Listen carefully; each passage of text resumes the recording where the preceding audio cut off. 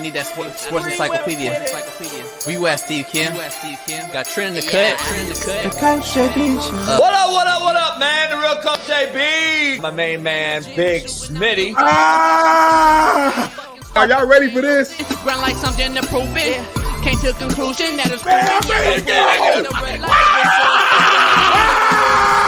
Smitty and JB and Smitty from West Coast to your side, worldwide, we in your city. Keep it 150, we never change what's happening. Hurdle link In any metric, Coach, you cannot have Russell Wilson. Nick gave me my first offer. Like, you got to have that store. You got to be marketable. Hockey, football, baseball, then basketball. Oh, I love this fucking show so much, dude. Are you mixing light and dark at 11 a.m.? I'm elated that I can be able to coach, that I can be able to mentor these kids, and give them everything that I've learned over the last 20 years. Get Smitty and Jason Brown, kill the ass a rap. We what the games been missing, we switched it and filled the gap. Smitty and Jason Brown, we killed the ass a rap. We what the games been missing, we switched it and filled the gap. You are now tuned in to the Coach JB Show.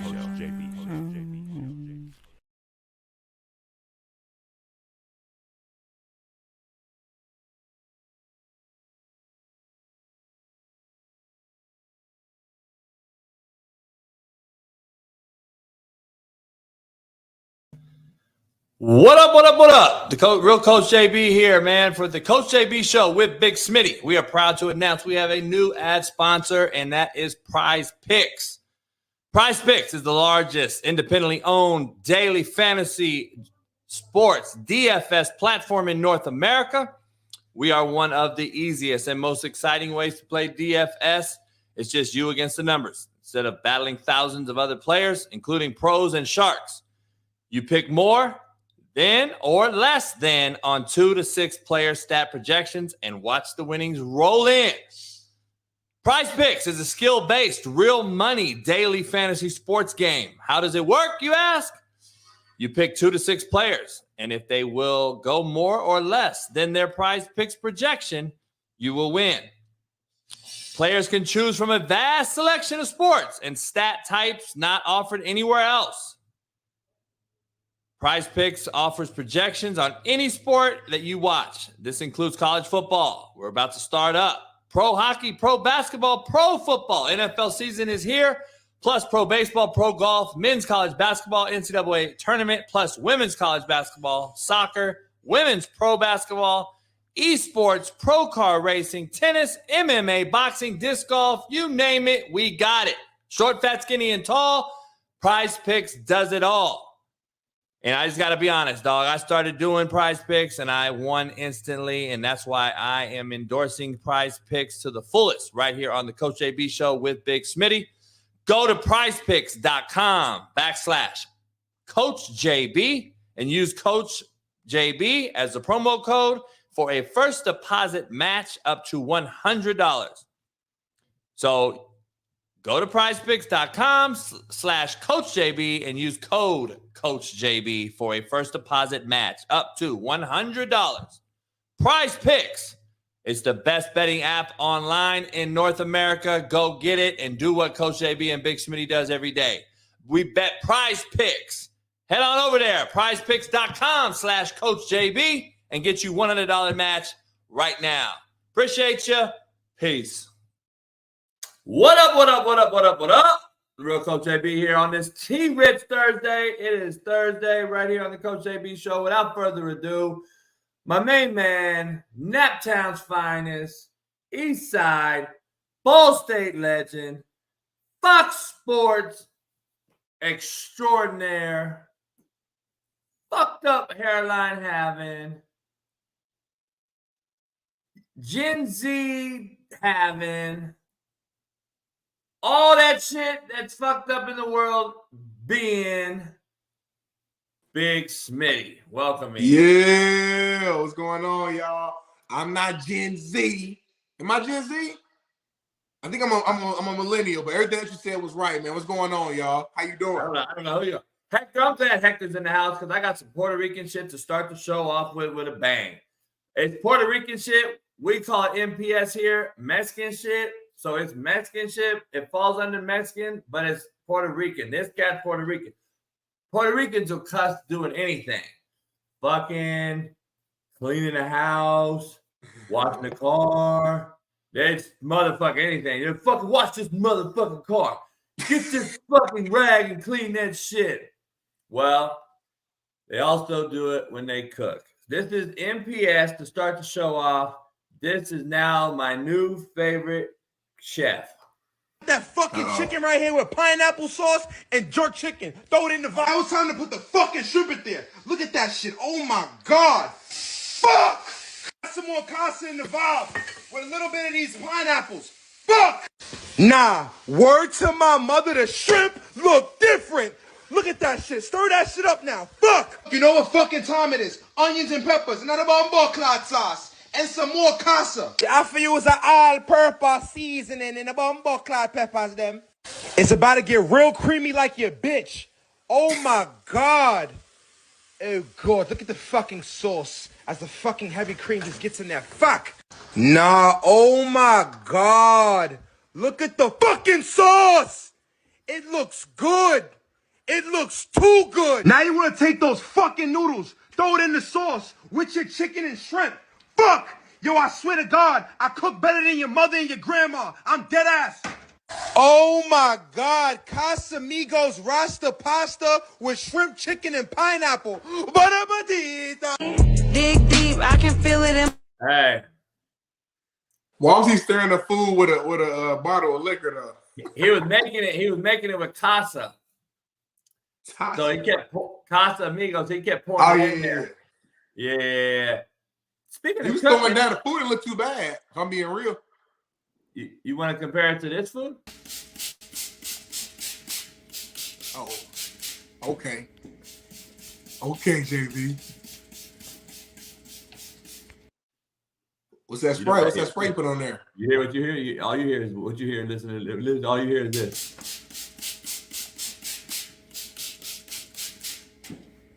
That's all you need to hear, dog. That's all you need to hear with that shit right there.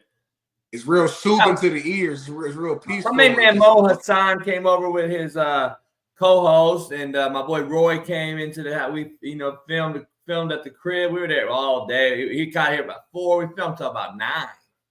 Really? Yeah. So I was born at the hospital. Oh shit. So it was just one of those deals. But then Pete was one of my mentors later in life. So I just liked seeing his coaching style. Yeah. Little slap dick. So then that's why, I had a bunch of buddies of mine, Sark and everything. Little slap dick. Little slap dick. Nothing too crazy behind the scenes. It was cool. It was cool shit. We started off the show. We started off with a bang. We had to get a couple sticks. Some small. You'll see Mo's going to drop his show on YouTube and on social media. Let's start the show off with a bang, man. This show is brought to you by a new proud sponsor, AQMS Moving. Make sure you call 1-888-233-3110 if you need your furniture moved, like Big Smitty. If you need a new apartment moved, the house, a car, AQMS does it all. Short, fat, skinny, and tall. 888-233-3110. Tell them JB sent you right there to that number. That is the promo code phone number. Start off with a quote of the day, man. I gotta get you with the quote of the day, Big Smitty. Okay. And it's a real one. I hope you could understand this one. I hope you guys aren't just hearing me. You're listening to the message, not just hearing the tone. All right.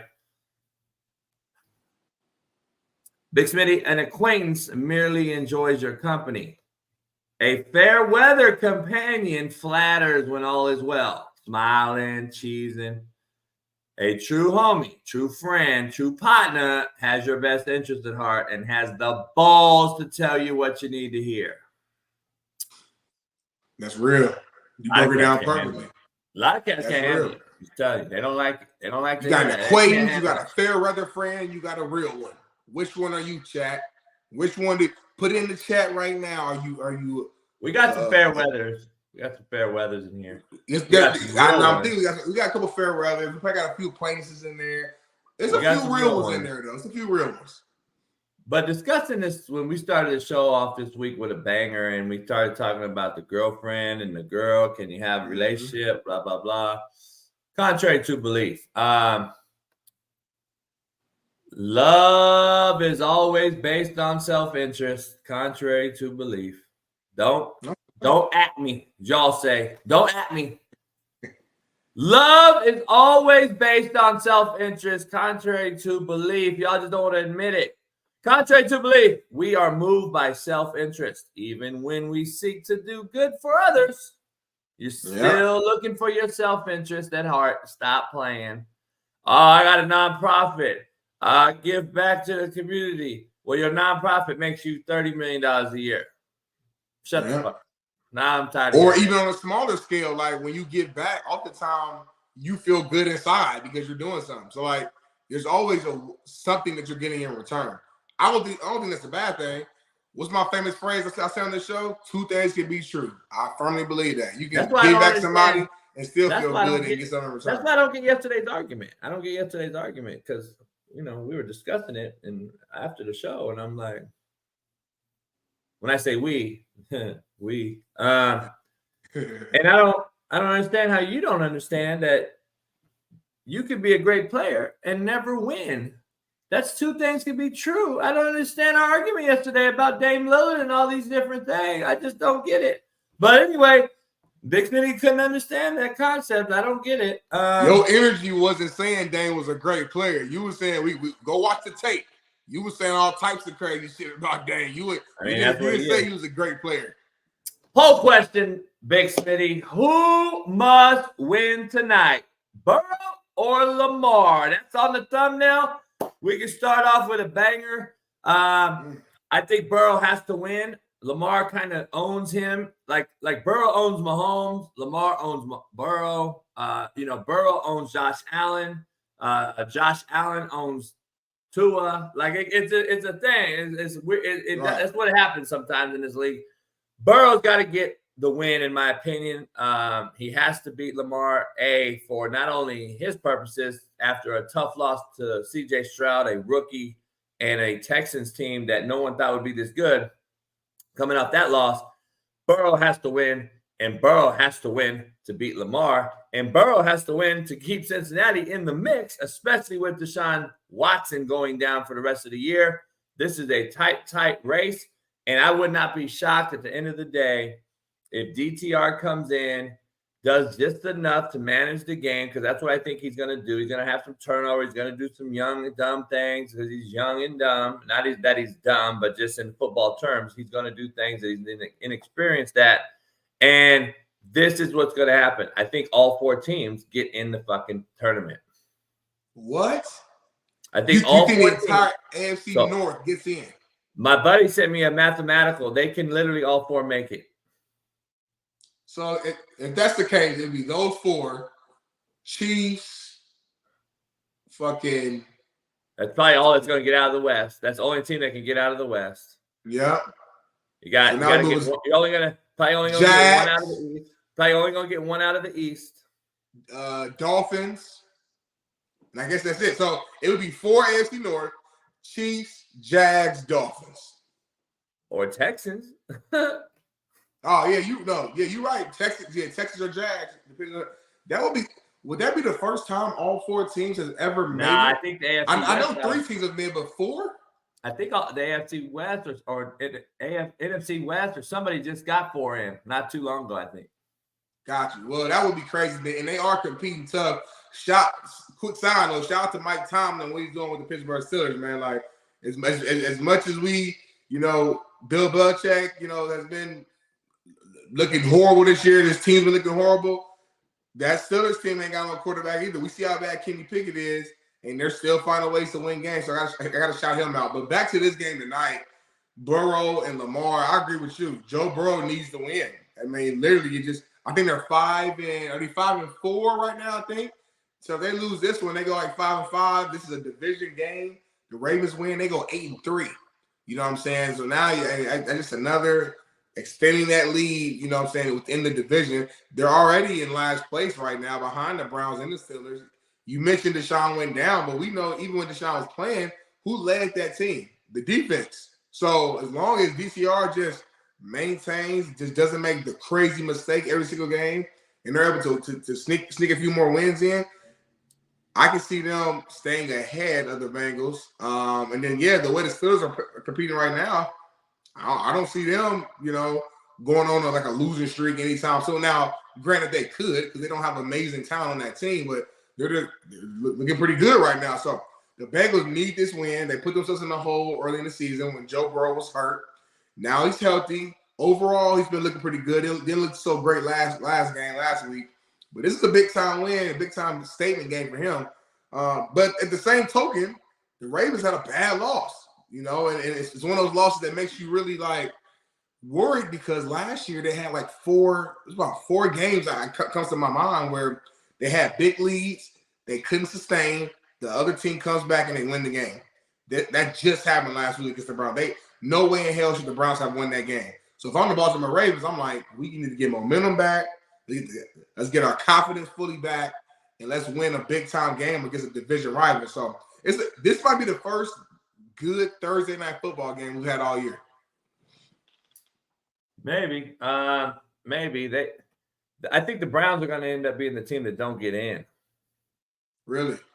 Because I think DTR will have his rookie, he's going to have some hiccups that are just going to be too insurmountable at this stage in his career for a conference or a division that is so you can't lose right now. Like all four of these teams are every week has to win, and DTR at some point is going to make a rookie mistake. But who knows? Shit, he might be the next CJ Stroud. Everybody be like, damn, DTR's balling too. I mean, who knows? We're going to see. I'm rooting for the kid. I like the kid, but it's hard.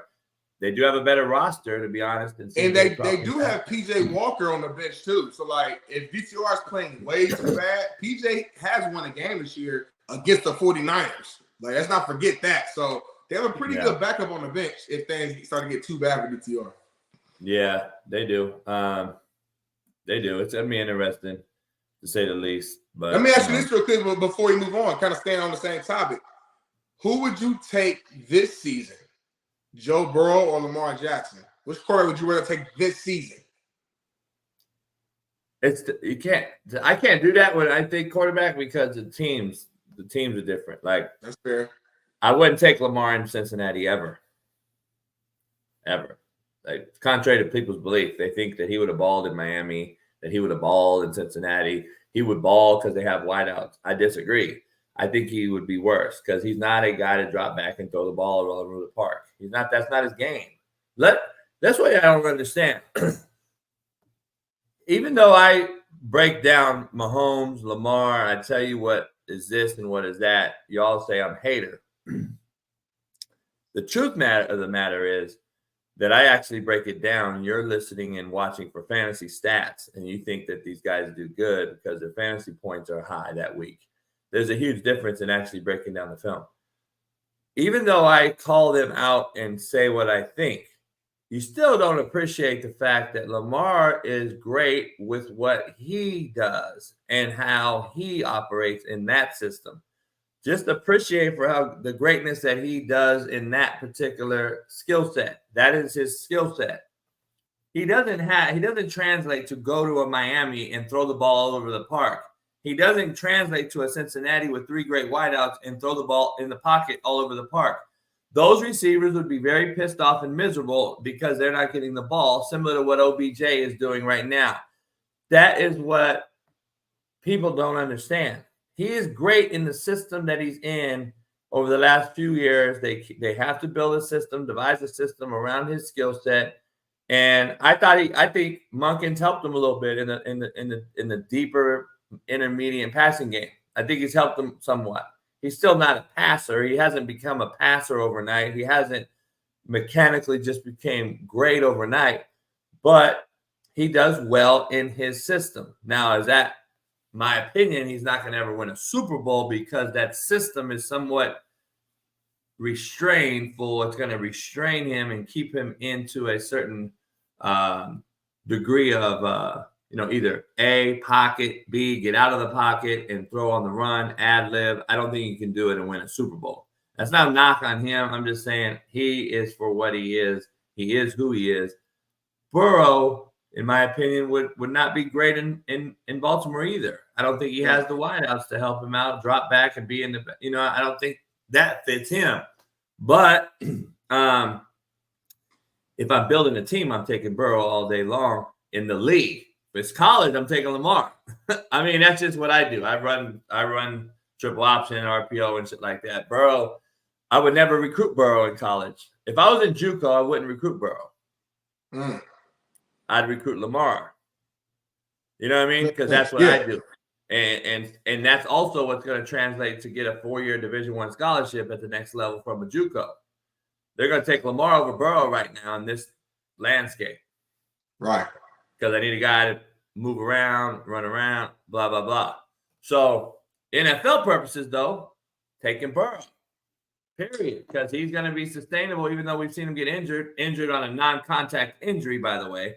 He's going to be more sustainable in the long run to help me win a Super Bowl, hence that he's already been to a Super Bowl, and he was basically 3 points away from winning one.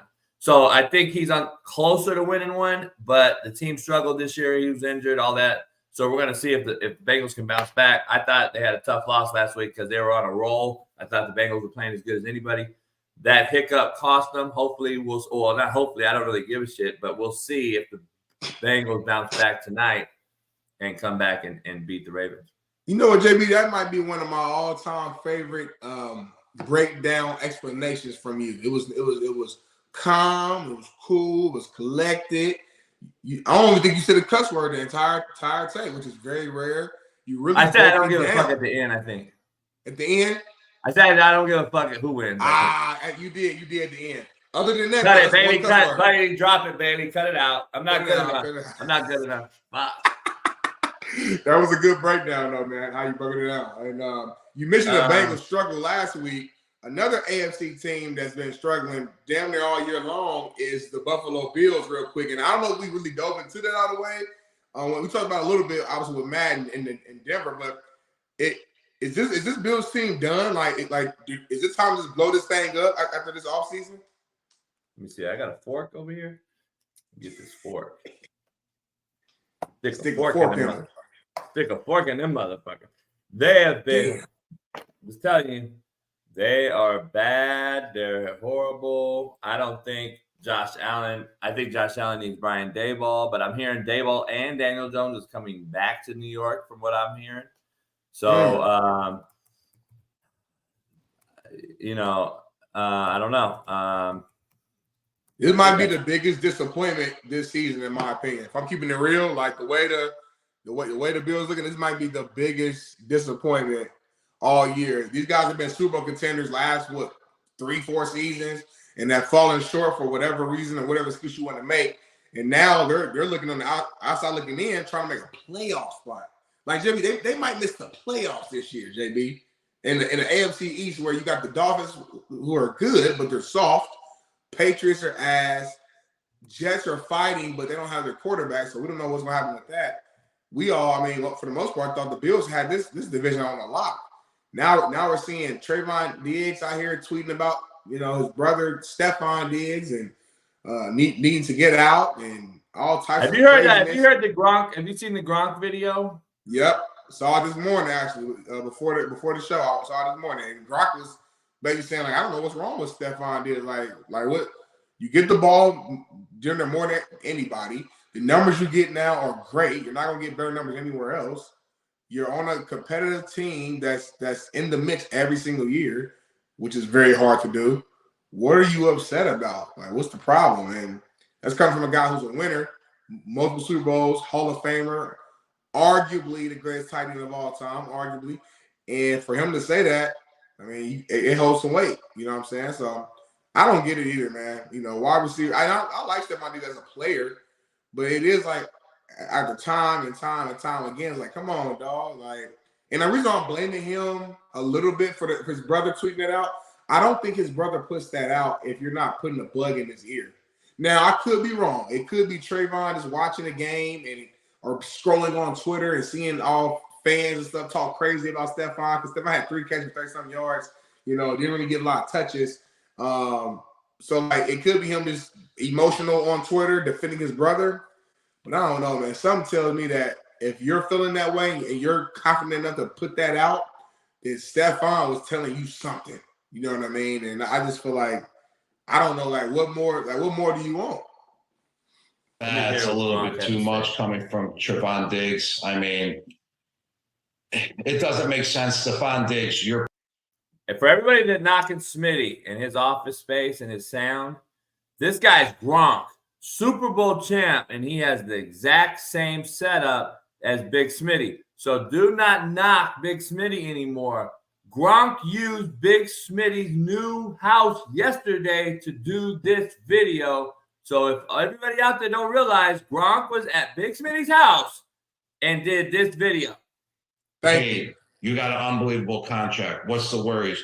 You're a main receiver. You're the number one wide receiver. Josh Allen looks to go to you about every single time that he possibly can. You got your stats. They're up there. It's not like your stats are going to be better with another team. You were in the possibility of winning the last 3 years of contending for a Super Bowl. You know how hard it is to be on a contending team year in and year out like that? I don't know what the problem is with Stephon Diggs. I don't know why his brother's tweeting that out like that. I think there's some serious beef behind it. If his brother is tweeting that, I think, it's not anything fake news or anything.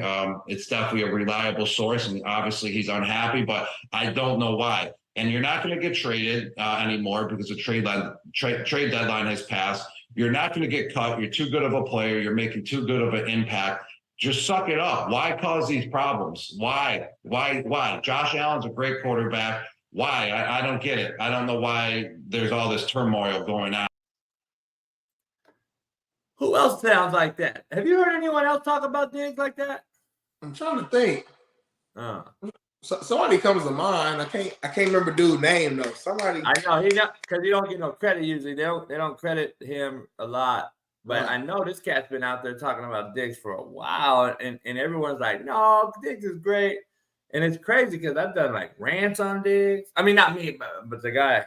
It's a white dude, ain't like a white dude used to coach, I think. Yeah, or they call him like a hood white dude. Yeah. It's just crazy. But I know this guy, I know this cat been talking about Diggs for a while. Can you pop it up, Bailey? Pop it up, Bailey, real quick. Here's a rumor mill that's getting interesting. Bill Belichick is a favorite to go to the Chargers if he leaves the Patriots. A leak source tells Gary Myers of New York. One of the well-placed sources believe the Chargers are the favorite for Bill Belichick in 2024. Excellent quarterback, team ready to win. Belichick likes California and the beach. No. I don't know, Big Smitty, what you think on that. Do not ruin Justin Herbert's career. He's already struggling right now. Bill Belichick, you're not an offensive mind. We see the development or lack thereof from he's bringing good ass quarterback in college. Josh McDaniels will come with him. Please, oh my God! Like you bring. I mean, when Josh had Brady, though, they won. So I mean. JB, if I had Brady, I would win. You had Brady. Then Herbert's not very good then. I thought you liked Herbert. No, I like Herbert. He ain't Brady. Shit. Brady? The GOAT? Well, I don't think Herbert's very good at all. I think he's very talented, but he needs a young mind who's creative offensively, who can scheme up things and make the game easier for him. That's not going to be Belichick. There's a difference between talented and good. That's the same thing as being great and not ever winning. I mean, there's a real difference. Like, I know a lot of talented motherfuckers that they couldn't get out their own way. They couldn't figure it out in the clutch. They couldn't perform late game. They couldn't hit the game-winning shot. They couldn't make that throw when it counts. I know a lot of great freakish talent that just isn't very good. I mean, but I don't think Herbert falls in. Well, this year he does, but overall, I don't think he falls in that category because there are guys who are just crazy talents. I had teammates who freakishly talented, run a 4.4, 250, 6'2", 6'3". You know what I'm saying? Like that's his talent and natural gifts. But Justin Herbert does have production.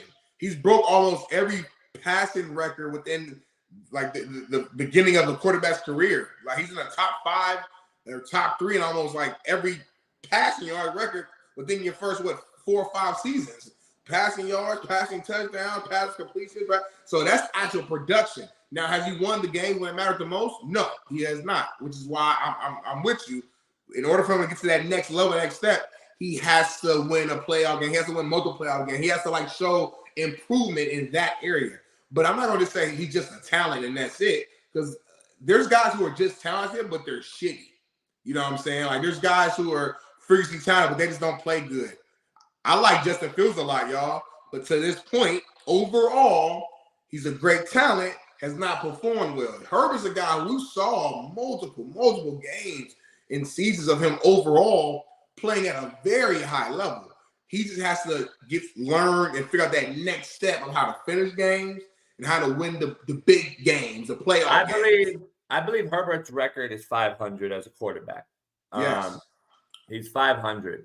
And stats don't really do shit when you're a quarterback if all you do is see. Only thing when you break down a quarterback like me, if I'm breaking down a quarterback from front to back, top to bottom, from his drop to his post snap, pre snap, identification of the mic, the O-line adjustments, who he sees and sight adjust, who's hot, who's not. Does he replace the mic? Does he replace the hot? When I break Justin Herbert down, he fails at a lot of this shit. He's an uber talented guy that wants to make the big throw, similar to Josh Allen. That's why I got Herbert and Allen on the same boat at the same level. Stats can be gaudy at times. Josh Allen, Josh Herbert, they can throw for 350. They can run for 100. Everyone's like, fuck, they're great freaks of nature, blah, blah, blah. But when I see Herbert missed throw after throw when it matters, when Keenan Allen's wide open and he could have won 2 more games this season alone. He missed throws that could have won 2 games alone this season. Yeah. I say, dog, this cat lacks the it factor. He lacks the it factor. And I see it every day. I see him having this freak of nature skill set that lacks the it factor. Now, I said this about Peyton Manning as well. Early in his career, he kept losing and losing and losing the big game. But he got there, though. He was getting there, though. This dude hasn't even got there. He hasn't won a playoff game. I think mediocrity is the new excellence, and I think we anoint guys because of their skill set and how freakish they are and how they turn us on as a football fan. And we're like, damn, my team has a freak at quarterback, and he's legit. And the fan gets turned on by how the skill set is. But again, it's fantasy footballers that like this type of shit. They don't realize the guy misses crucial throw after crucial throw when it matters. Right. And at some point, we have to sit back and say, all right, this guy ain't him. We thought he was him, but he ain't the guy. Josh Allen, we thought he was the guy, but he throws red zone interception after red zone interception. He carries the ball loosely. Ball security, job security. He has the ball out here all the damn time. He fumbles more than anybody. He's got more turnovers than anybody since 2018. Those are the stats I need to look at because at the end of the day, he's not been to a Super Bowl. He hasn't won the last game of the season yet. He hasn't won anything meaningful. Allen has actually, he played against Mahomes in that critical game that I thought McDermott screwed up. And then McDermott screwed up another critical game this year. He's done it multiple times since that Kansas City debacle to get to the Super Bowl. I think McDermott's on the hot seat right now. I don't know how Staley has a job right now, to be honest. I do not know how Staley has a job right now after losing to Detroit, especially after Davis fired McDaniels and appointed interim coach Antonio Pierce as the head guy. I'm thinking that Staley's next to go. I'm thinking McDermott's next to go after that. I think Black Monday this year will be crazy. I think you can see Belichick moving. I think you can see McDermott moving. I think you can see Staley moving. I think you can see Vrabel moving. I think you can see a lot of movement. A lot of movement. I think Eberflus could be moved in Chicago. I think there's a lot of guys that could be moving come Black Monday more than we've had in a long, long time. So if that happens, plus Antonio Pierce, do they give him the job or not? I would lean saying no, but I would love for him to make it hard on Davis to not hire him. Like, I would love to see that. I would love to see him make it hard on him. But we've seen these things before. I grew up with Antonio, obviously. I would love for him to get it. But we've seen these things before as well. Like, guys are fired up. Guys love to play for guys. But then throughout a season, if you become the head coach, I've seen this story before where they actually fell miserably because they're just not ready to be a head coach.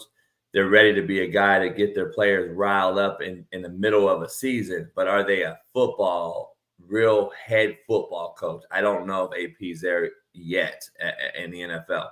But he could be. Who knows, man? Who knows? I'm rooting for the guy, but I just don't know if that's the truth. But that's where we are right now. I think we got to start looking at these quarterbacks objectively, even though everyone's objective with their thoughts, opinionated. You got to start looking at them as if, hey, man, what does he do? What does Burrow? I mean, what does Herbert do in late games, critical, tight games? Because that's what the NFL is. Later in the season, as you get, tonight's game will be tight, I'm sure. Yeah.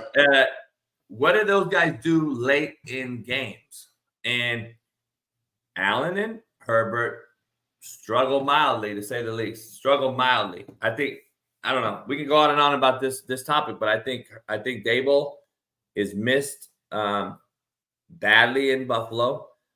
Buffalo fired, obviously, one of Steve Kim's guys, Miami Hurricane legend coach. They made a move at OC after that game. Do they have an OC on staff that's going to make Josh Allen better? No, I don't think so. I mean, you're reliant on Josh Allen 90% of the game, period. Right. Running the ball, throwing the ball every which way, move around. Ken Dorsey was just a scapegoat to save McDermott, because at this time of the year, head coaches know and get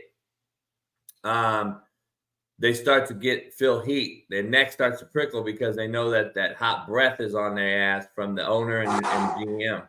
And he has to make a move. That's what coaches do to save their job if they have a chance to save the job. And I know for a fact some of these conversations are, Ken, man, I'm next, so I got to make a move, brother. Hey, coach, I get it. I know. I've seen these conversations happen where they're good friends or buddies, and they're like, look, man, I'll try to get you some more bread on the other end too. Like, that shit happens all the time. Right. So cats know that they're getting fired. So it sucks, but that's the name of the game, man. That's the business we're in. It's result-oriented business, and that's where we are. And I don't know. Speaking of another head coach that's a hot commodity right now, the Texas A&M Aggies reached out to basically Dan Campbell, MCDC in Detroit, an A&M thing.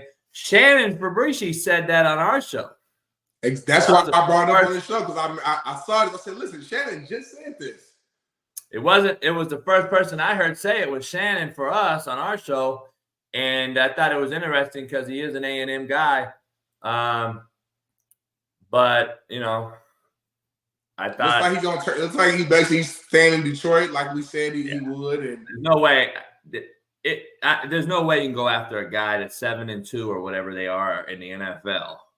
Yeah, and they're one of the best teams in the league this year. Yeah, you can't go after that. Man, Big Smitty, we got 124 likes in here out of 600 people. Can we get some likes to break the algorithm? Why is it so hard? Y'all been slipping on us the last 2 days. You didn't give a shit yesterday, shit today. Pound the like on me. Pound the like on 3. 1, 2, 3. Hit the like right now. Right now. Yeah. Yeah, man. Nobody likes us? Nobody like. Y'all like Coach JB? Y'all like Coach JB and Big Smitty?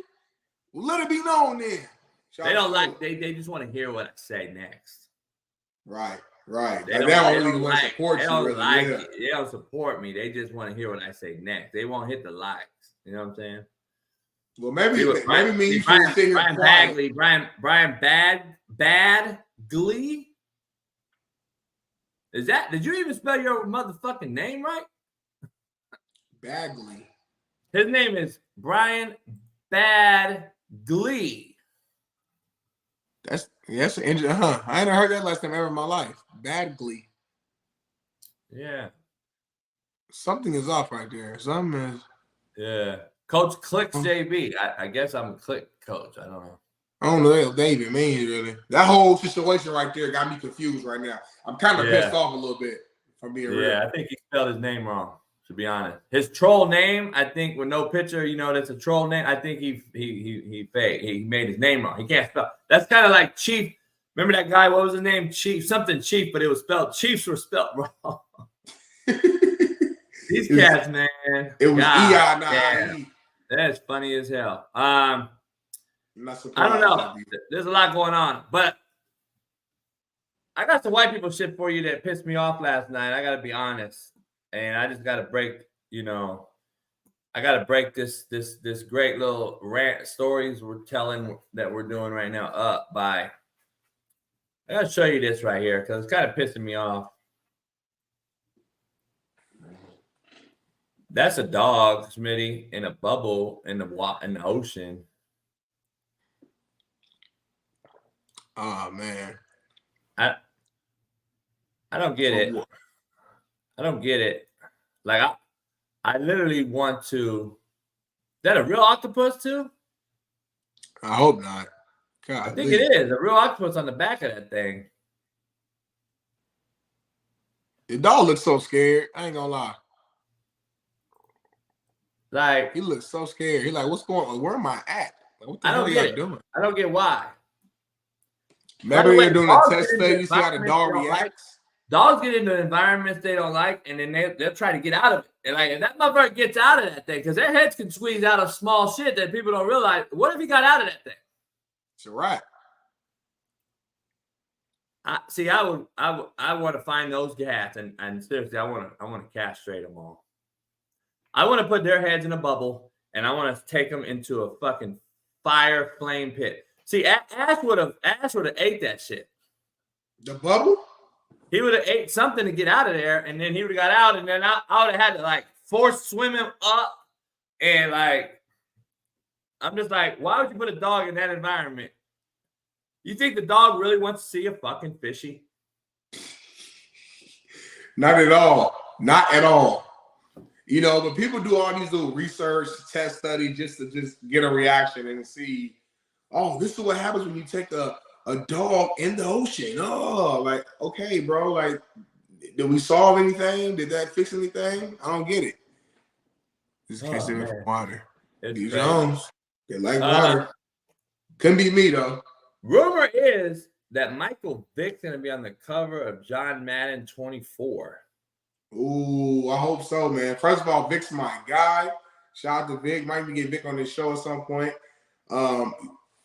Listen, my childhood, Madden 2004 is one of the greatest Maddens of all time. Michael Vick was on there, had the white Falcons jersey with I think had the black pants. You know what I'm saying? And Mike Vick was a cheat code on that game, a literal cheat code. Hike the ball in shotgun. Let call a Hail Mary or some type of deep route. Let the defenders go guard them deep and just sprint on the outside. There was nothing you could do to stop him in the video game. He was a literal cheat code, man. And that'd be dope to kind of put him on there and bring back some historical teams, I'm assuming is what they would want to do for that particular game. I like it. I think it's a horrible idea. Wow. But anyway, you don't even play Madden, JB. You don't even play the game. Again. Just keep putting somebody on there that's going to fucking get hurt. Don't put a guy on there. I think they're putting a guy on there to avoid guys being on there for the curse so they don't get hurt. Because Michael Vick can't get hurt no more. Michael Vick can't get hurt no more. That's a good thing, right? I mean, I don't know. It could be, it could be one of those special edition games, though. Sometimes they'll do like two different copies. They'll do a normal copy where it has a current player. They'll do a special edition copy that has like, Vic because even with NBA 2K, they got a couple covers that got Kobe on there. It's like special edition with Kobe on there or whatever. So it could be one of those scenarios where they're just looking out for Vic. So we got a guy that was a cheat code. T-Rich. It's T-Rich Thursday. Yeah. Trent, do you want to see Michael Vick on a new cover of Madden? Man, you know what, man? The last time I played Madden, probably when Smitty just said, for real. And when Vic was on there the last time, I don't play Madden. Madden too real for me, man. They made Madden too damn real, man. That you got to really be out there on some Brett Favre. You got to be on some offense analyst type stuff to really play Madden. My son whooped my ass every time. And I stopped playing that, and I go to 2K and I whoop his ass in 2K. But man, it don't matter to me, JB. I ain't gonna lie to you, man. That ain't even my cup of tea. Either. I ain't played Madden since Madden 95, the first one. Ooh. Yeah, that's when they was walking around like this. Madden 92 was the first one. I'm not, if I remember, or 90. I forgot what. T-Rich, you couldn't even tell who the player was the last time he played. I ain't played a football video game since I was Greg Townsend on Tecmo Bowl. I'm being honest with you. You motherfucker ain't played the game since motherfucking Galaga and Pac-Man came out. That's all that. Asteroids. You don't even know about Asteroids. I know Asteroids, all that. Well, man, what's the oldest game that y'all? I had Atari, man. I had Atari back in the day. I had Intellivision, dog. Y'all don't even know. You don't even know about Intellivision. Hey, Bailey, can you find a picture of an Intellivision? That was before Atari, and it was better than Atari by far. The controller was a pad. It was a pad that had only a disc on it. It just had a disc on it, and everything was with your thumb with the disc, or with both thumbs. It was just a circle thing. So, man, I'm telling you, my brother used to play Asteroids when I was little. He held like a record on Asteroids, and the news came and took a video of him and everything, picture of him. My brother was playing Asteroids for like 38 straight hours. He was locked in. Hey, white people shit. All his fingers were band-aided his finger. His whole fucking fingers was band-aid because of the controller and shit. Yeah. And then Atari came out, then Sega, and then or Nintendo. Here's the cool part. Do you guys remember what was it? ColecoVision? Big Smitty don't remember none of this shit. Big Smitty don't even know. ColecoVision was Atari, I think. It was by Atari. It was ColecoVision. And then there was Commodore. Remember the Commodore? Commodore was like a computer, like one of the first computers, but it was video. There's the television, dog. That's crazy. Yeah. Hey, that's the controller right there. See, that controller is on the middle. You take it off of that thing, and it's on a cord. See it on a cord? Yeah. That's crazy. That look like the old answer machine, baby, man. that's the shit right there. Damn, Astro Smash was my game. Major League Baseball was legit. That shit brings back memories. I want to find one of those and put it on my theater, T-Rich. I'm going to put on my 200-inch theater screen and see how that shit look. JB, you are showing your age right now. Intellivision. You are old as shit. Dog, that's it's like a fax right machine there. with a cell phone attached to it. That is the shit right there. Man, that look like the old voicemail, You need to say that, man. Bailey. Yeah, that's crazy. I've never seen one of those. Like I grew up. My first system, I'm a little younger than y'all, was the Sega Genesis. Was the first one. You know what I mean? Sonic the Hedgehog. That started on Intellivision, dog. You had to do that on Intellivision. We learned how to do. We taught y'all how to do that to Nintendo. I hear you, man. I hear you. See, I'm from the hood, so you know the Nintendo. This was before you had the red, white, and yellow like cords, right? You had the one singular adapter. And I remember when I was a kid, the little needle that you put into the back of your TV, it broke somehow. So my ghetto ass, I took the eraser off the earring, took the earring out, and put the earring into the adapter. And I swear to God, you will finagle it, and somehow adding that earring metal to the adapter cord will let the system play. I swear to God, it worked. I don't know how I thought of it or how it worked as a kid, but it worked. And I used to be on there playing Sonic the Hedgehog, playing the SmackDown game. To me, between Sega and Nintendo 64, them are probably argue the two best systems of all time. PlayStation 2 is pretty good too, though. The PlayStation 2 had San Andreas, and that's when shit started getting a little bit more real with the graphics and stuff. So, hey, you actually sound good when you move up to the mic. Actually takes away the echo. I don't know if you knew that. When I'm right here with it, like real close. Is this the mic? Nah, it's my cell phone. You don't even have the mic hooked up yet. Nah, the mic's hooked up to the computer, but the Wi-Fi hooked up, so I gotta use my cell phone. By the way, Naptown's not the hood. It's a little fucking spot that's a little rougher than like a nicer part of Indiana. That's all it is. That's how I define it. Well, you've never been to the hood before, but next time you want to go, I'll take you. I'll take you out there, JB. I walk around Naptown like this, motherfuckers running like a motherfucker. They'd be like, you might get beat up if I'm not with you. I'm gonna go to White Castle. I gotta get out of the way. I'm gonna go White Castle. Hey, JB, beat up in the drive-through, T-Rich. I'm trying to tell him, you struck a nerve on that one. You see how the eyebrows they raised. They raised. Hey, T-Rich, that motherfucker got in front of the camera all of a sudden, and now we hear him again. That motherfucker like that. I'm just letting them know, man. Listen, I respect Compton because I live out here, so I understand it. But people back home in Indianapolis, I'm gonna be real with you, they don't give two shits about anything out here in LA. They don't mean that don't hold no weight back at the crib. They'll never come here. They're 2,000 miles away. And y'all won't go there. So I'm saying everybody get their own hood, but nobody's hood holds weight in other hoods. Is what I'm trying to say. I think Indianapolis is the fake Indy. Independence, Kansas is number one Indy. Independence, Independence, Missouri is number two. Who's been to Independence, Kansas? Tell me right now, T-Rich, have you ever in your life, for any reason at all, been to Independence, Kansas? I didn't even know it was a thing until the fucking Last Chance shoot. I never heard of Independence, Kansas. Hey, I don't think half the people have been in Indianapolis either. I mean, it's not really. They at least heard of it. They at least know what we're talking about. T-Rich, Indianapolis. Hey, T-Rich, I don't think T-Rich was popping up in Indianapolis unless he got that paper and got to go play there because he wasn't trying to coach in the NFL Combine. Indianapolis ain't no hotbed for fucking attraction. Keep it 100. We not LA, but we got a beautiful downtown. We got the NFL Combine there every year. We got buggies and shit. We got great food in your street.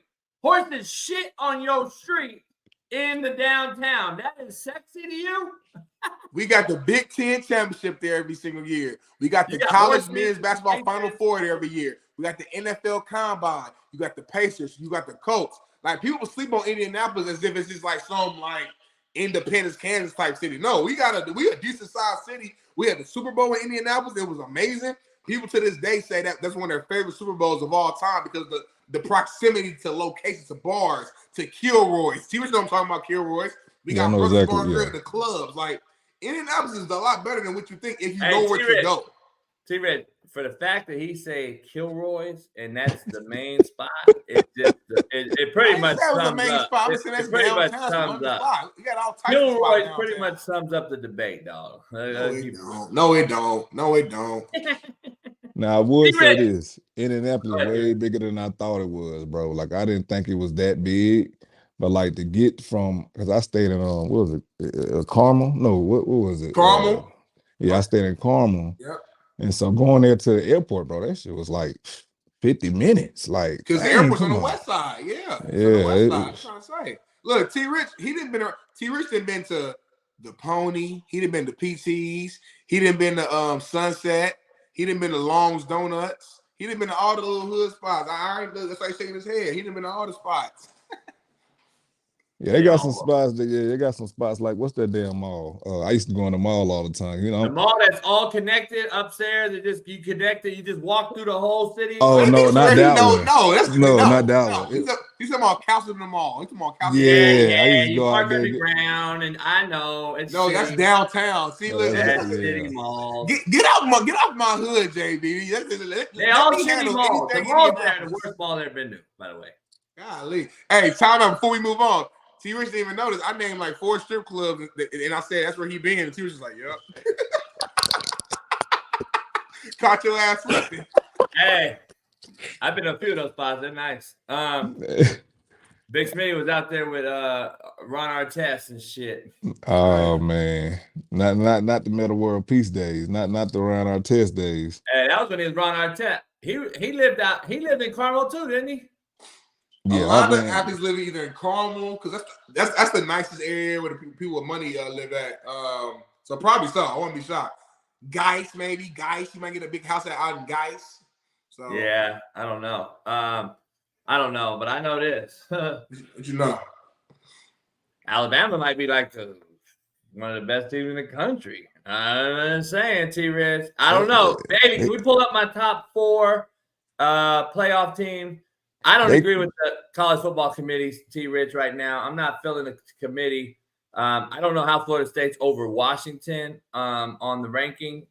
Washington has a harder schedule, a better wins, and a harder schedule to still finish the season out. And they got Florida State ranked above them. And I think Alabama must be coming on strong. I think the Texas loss is hurting them, though, because I think the Texas loss to Oklahoma is now hurting Texas. Mm-hmm. So this is my 4, T-Rich. I got Georgia at 1. I don't know how they haven't been 1 because they haven't lost in 2 years, and I think you got to be the champion. Michigan, I got at 2. I think they have the best roster in football. Washington, I got at 3. Ohio State at 4. And then I got Oregon. Then I got Florida State. Who would you put in there and massage? And I would argue Alabama could easily be in that 6 or 5 spot right now. So I don't know what you got. I put Bama at 5 right now. I put Georgia at 1, Ohio State at 2. I will put Michigan at 4. And I say that, and that's my top 5. And I say that because I don't see Florida State, their schedule, and I feel like they having a Cinderella story right now, to where it's like I gotta get some real wins for Florida State to be like, okay, they back. Okay, well, they the old, type Florida State type team. And I think Louisville beats them in the ACC title game. I see that too. I see that. And I feel like that's going to be the upset game. But we were just talking about this. Do Bama get in the national championship, or do they get in the playoffs if they beat Georgia in the SEC championship? That's going to be, and does Georgia still stay in the playoffs? That's 2 teams right there that you're going to have this hard time keeping out. I don't know how that's going to work out, because if Texas wins out, they beat Alabama. How do you keep them out? I don't know.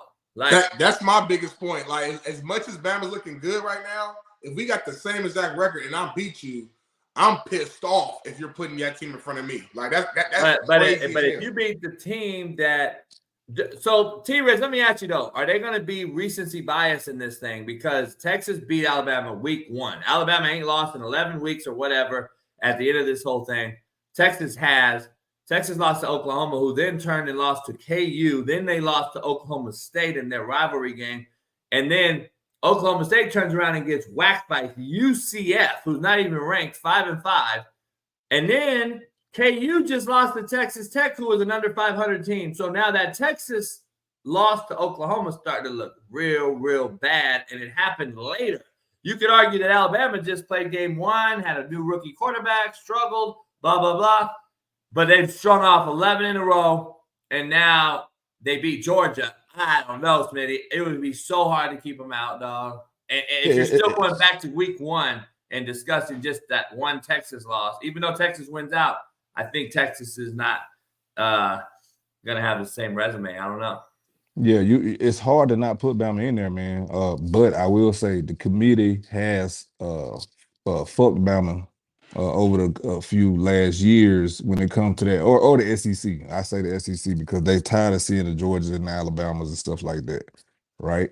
But I feel like, because me and you both said it, JB, that Bama was the only team that could have beat Georgia last year in the playoffs. And so even when you look at it, man, I was listening to Kirby last week, bro.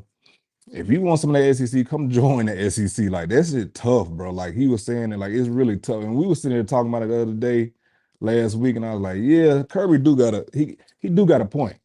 Like, the SEC is tough. And so when you look at, like, the teams that be ranked, or, look at their records, like, outside of that, it's kind of tough to put somebody over an SEC team, man, especially when you're talking about they done won 11 straight, from week 1. And it ain't like they playing some scrubs out there either. And I ain't saying, Texas are playing scrubs, but their losses, that loss, and then the teams that they losing to, like JB was just saying, it just make it look bad. Like, because anybody can say that, well, they came to play Bama, but everybody played their national championship against Bama, and Bama got hit in the mouth quickly, period. So it's just like, man, how do you not put Bama in there? But it's like, I see what Smitty talking about too. Like, how I do beat you. Like, forget who I lost against and who they lost against and who they lost. We fought. Me and you met up. Meet me outside after school, 3:30. We met up. I beat your ass. Okay, a few weeks later, I get in a fight with somebody else who ain't got nothing to do with us. They beat me. I was supposed to beat them, and they beat me. So now you're better than me? No, I beat your ass. Don't worry about what we got going on over here. I beat your ass. How we got the same exact record, and I don't care about no timing, because I can make an excuse for Texas too. Their quarterback Quinn Ewers had went out for a couple games and was kind of shaky with health, and we want to use excuses. But at the end of the day, mano against the mano, Bama's hot right now. Do I really think Bama is probably a top 4 team in the league if I just looked at it the way it is right now? Probably so. Like they're probably right between 4 and 5. They're probably right there. But at what point do we got to look at the actual facts and of what happened? Like, if Texas wins out and Bama wins out and Bama is in front of Texas, to me as a player, I'm like, bro, I'm losing motivation to even go out here and truly compete at the high level and try to win championships, because at the end of the day, it's in the hands of a random committee who are not looking at the facts. And if you put a team in front of me that we saw it, like, it's not like we got to guess if they played up, what would happen? We saw it. There's no if. So, like, I just don't see how that would be fair. But you guys are right. People love Bama and people love the SEC. And if you make it even close, then they're probably going to put Bama in. So, I don't know. It's crazy. Well, it's still tough too, because you look at it like, shoot, Bama had 3 touchdowns called back, or 2 touchdowns called back, like on some crazy stuff, like. But it's just like, bro, like it's like that loss, like that JB, like what JB just said with that loss, like it don't help them at all. But I feel like, man, when you get situations like that, like, I know they're gonna come with a bigger, committee next year. I mean, a bigger playoff next year. But like, do you have a shootout game? Do you have, like? And I know it's a stretch. I know it's far from here. Like, it's a good idea, though. Man, hey, well, let's put this on black and white. Let's go ahead and mark this down now. Hey, we came first on the scoop, man, on JB show, man. They need to put a shootout in there, man. Let's go ahead and put that in black and white, man. Oh, yeah. We break every other newscast. We break everything else on this show. They just don't give us credit and shit. Barstool finally gave us credit. What you think about Deion, man? Come out and said after his jewelry was stolen by some kids that we broke the story on. He came out and said, don't vilify him, give him another chance, blah, blah, blah, blah. Where are you at with that whole thing? Man, I see both sides of it. And that's me. I'm always in the middle. But like, I was sitting there thinking last night after I heard that when he came out with that, and I seen the clip on Instagram, and I was just thinking, like, man, like, we crucify kids all the time as a society.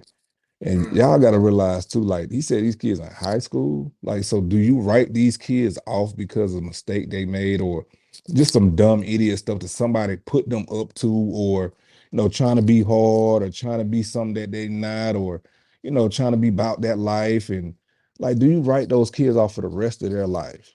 I don't agree with writing them off, because I know I was one of those kids at that time, to where it's like, I know I did some boneheaded shit, to where like I was taking up for my cousins, or I was out there, in the street with my cousin, and it shouldn't have been. And I had my brother pull me out of it, certain situations. Like, I remember being at the fair, bro.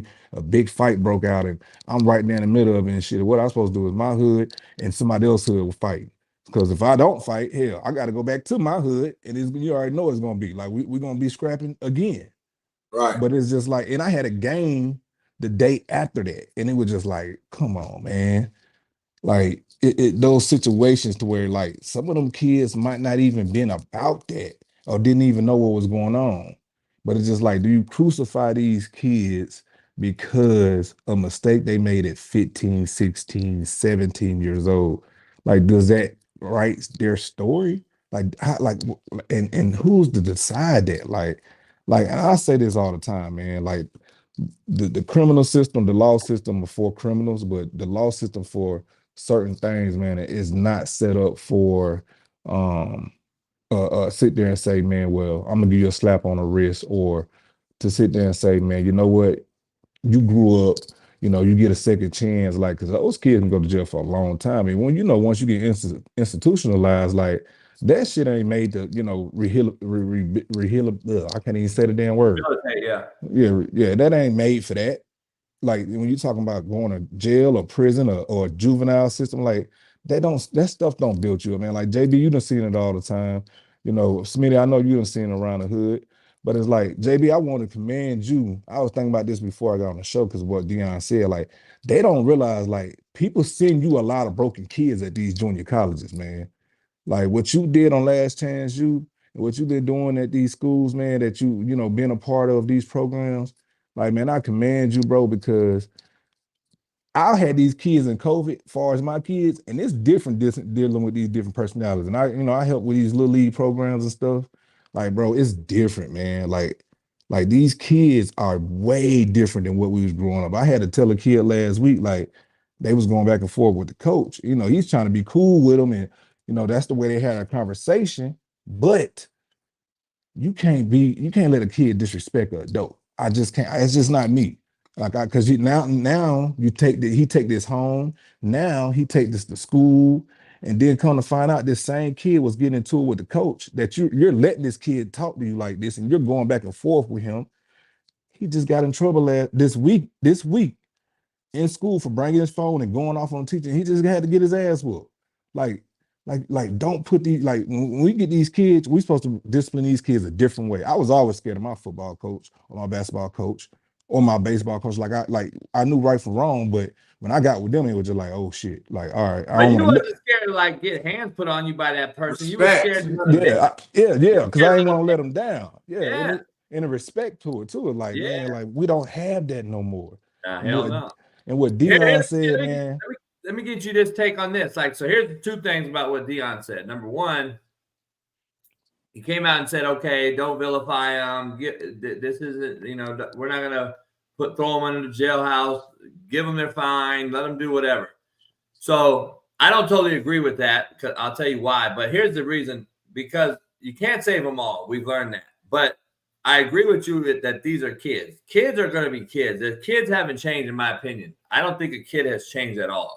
We see these badass kids doing all this crazy shit, but I don't believe they have changed. My generation, we did the same shit, but there were repercussions at the end of the day, and we stopped, we grew up, or we learned real quick. These cats aren't learning anymore because the parenting is so bad. So I go back to saying, all right, kids, if you're going to steal this jewelry at the Rose Bowl or whatever, I believe the parent should have his ass beat. Now, I don't mean it that way, but I mean, like, you get fined, dad or mom. You get community service. I bet you that shit will start changing these kids, but we don't want to hold the main person to the fire, like the adult in the room. Kids only know what they know and don't know what they don't know. I've been saying this for a long, long time. If I teach a kid that Africa is where Mexico is, guess where he think Africa is? Fucking where Mexico is. Yeah, like, that's what I don't get. Like, we don't hold the adult enough to the fire. But here's my point on Deion. If Deion's going to come out and say that to make himself look better, which I think is what's going on, then offer them a motherfucking scholarship. Offer him a scholarship then, dog. Hey, come on, Smitty. What you shaking your head at, dog? You can't do both, homie. Yes, you can. Can't say he's good. He's cool. You time out. And not give him go. Hey, be the difference maker. Be the difference maker, though. Don't just say it and then hide behind it and go away into the sunset, dog. You can't do that with Deion's platform, dog. He has too big of a platform. You can't just say certain shit and then walk away and leave. You can't just retweet something and say, man, RIP, young kings and queens, they got shot and killed, but no proactive tweet. I never saw a proactive tweet from somebody saying, hey, man, let's stop killing each other in the hood. I see the reactive tweet. Why I retweeted. Why did you retweet it? Oh, rest in peace. Makes you look good. You see LeBron do it all the time. Let's just keep it real, man. How about you change it? All right, don't offer him. He's not good enough to play at Colorado, Smitty. Get him a scholarship at Jackson State. All right, that's cool. I'm cool with that. You can't make that move? I'm cool with that part. I'm just saying, at the end of the day, I'm running a team. I'm running a business. You know, college football is big business.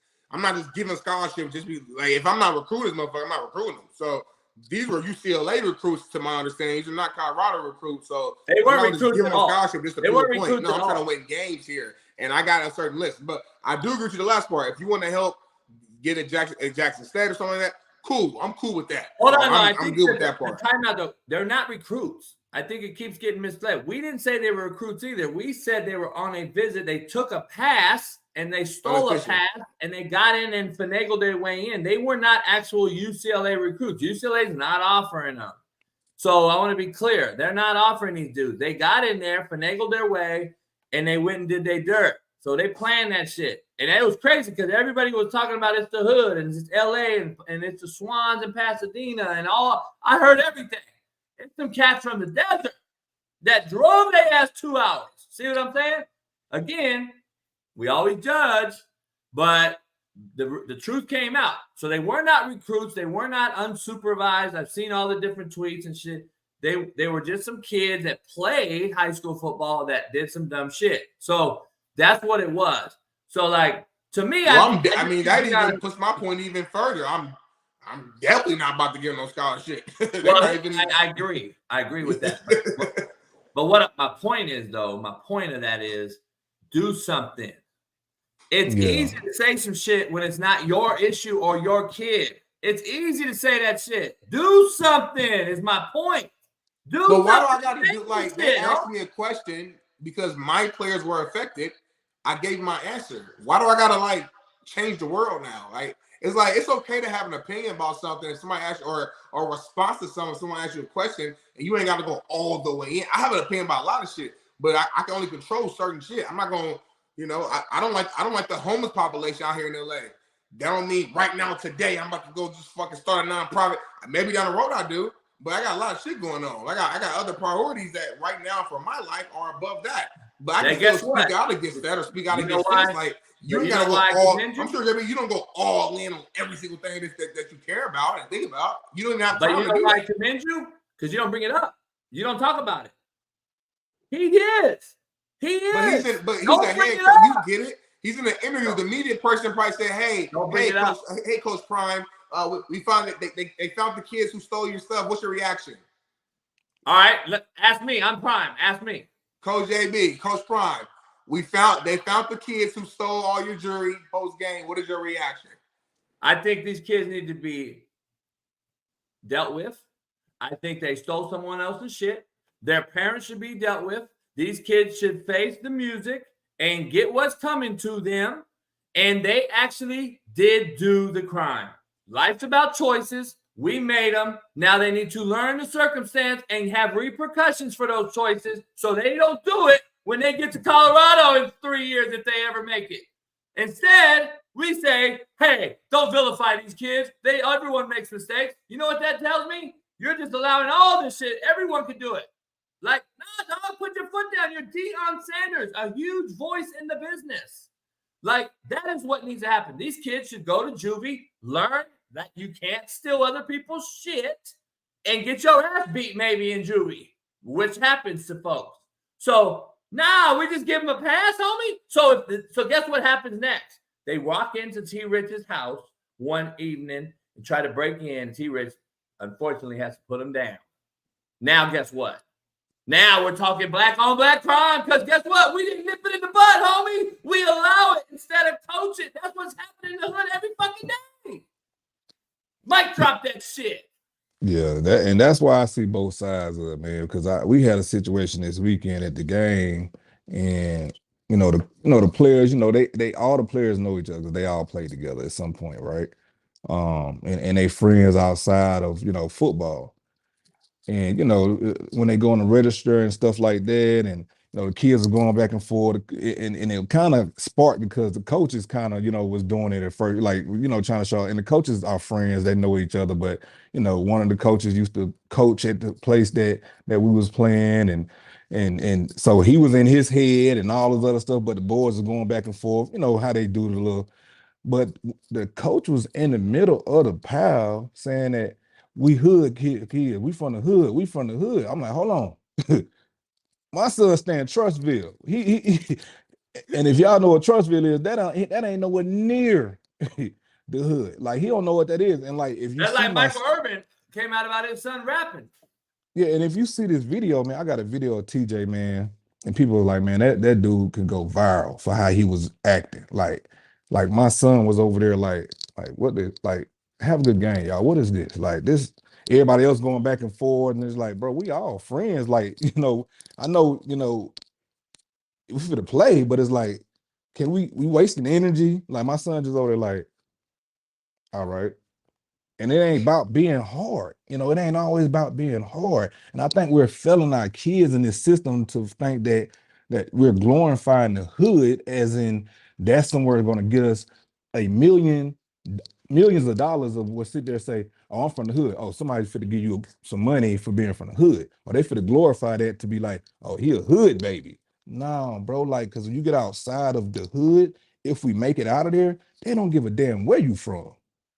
And I think that's what we put in our kids' mind that's from the hood or in the hood to where you got crabs in the bucket there where they, you're trying to build these kids up. Then they're instead of pulling them down, they're just like, bro, they don't give a damn where you from. But it's like, I get it, JB. Like, I do think it'd be some type of consequence. Like, but do I agree on the juvenile system? Because the juvenile system is broken to me. I feel like the whole prison jail system, like they built a jail cell off the third grade reading level. If you can't read a fluent sentence by the third grade, they building you a prison right now, a jail cell. Yeah, it is. It is screwed up, but that's why it's jail too. Like it ain't Club Med. Like, you know what I'm saying? Like it ain't supposed to be, fucking, beaches and rainbows. Here's the issue though I have. Even though I agree with the system in juvenile hall, I was there. It's fucked up. I mean, there's kids getting assaulted by these people, like ran through, like sexually. It's fucked up. There's a lot of lawsuits going on right now with the juvenile system. Here's the issue though. What I'm tired of seeing though, which I think needs to be changed in society. What I'm tired of seeing is though that the victim in all this shit is less concerned. That we're less concerned about them. And we make it more about the person doing the crime.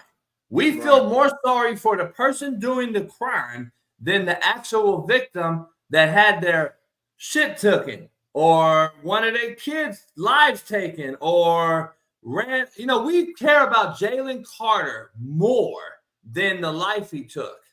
That's real shit. We don't talk about the life that was taken. We talk about Jalen Carter giving out turkeys yesterday. By the way, after he committed another motherfucking crime. Like, what are we doing, homie? Like, this is what I don't get it. And guess what? These are kids that we got to either coach or end up being a player that a young kid looks up to. That's the cold part about all this. And no one wants to address the elephant in the room. And that's the crazy part about all this. It's like, come on, dog. That's why I'm pissed off sometimes that I ain't coaching. Because this is the type of coach that's needed for these young kids right now. But we don't have them because administrators and these soft cancel culture vultures want to keep cats like myself out of it. So because I cuss, I get the fuck out of here. Yeah. So hey, I'll be watching the show, man. The 60 Days In. Could y'all do that? 60. I ain't seen it. What is that? So it's a show called 60 Days In, and like you'll get some volunteer. I don't want to say volunteers. I know they get some type of money from it. But they'll sit there and it's like seven random people. Like somebody could have been in jail before, or it could be a cook, or it could be like the first person to did was like Muhammad Ali's daughter, right? But it was Layla. Yeah, no, the oldest one. the one with the Okay. dreads. And she had went in on as undercover, like what she was like 60 days in, and they made a big show out of it to where, you know, you want to go in and, you know, you want to try to reach people and try to reach certain things. But if people figure out that you're on this show, because people know, people in prison know or jail know there's a show now, like shit, you can go get your ass whooped.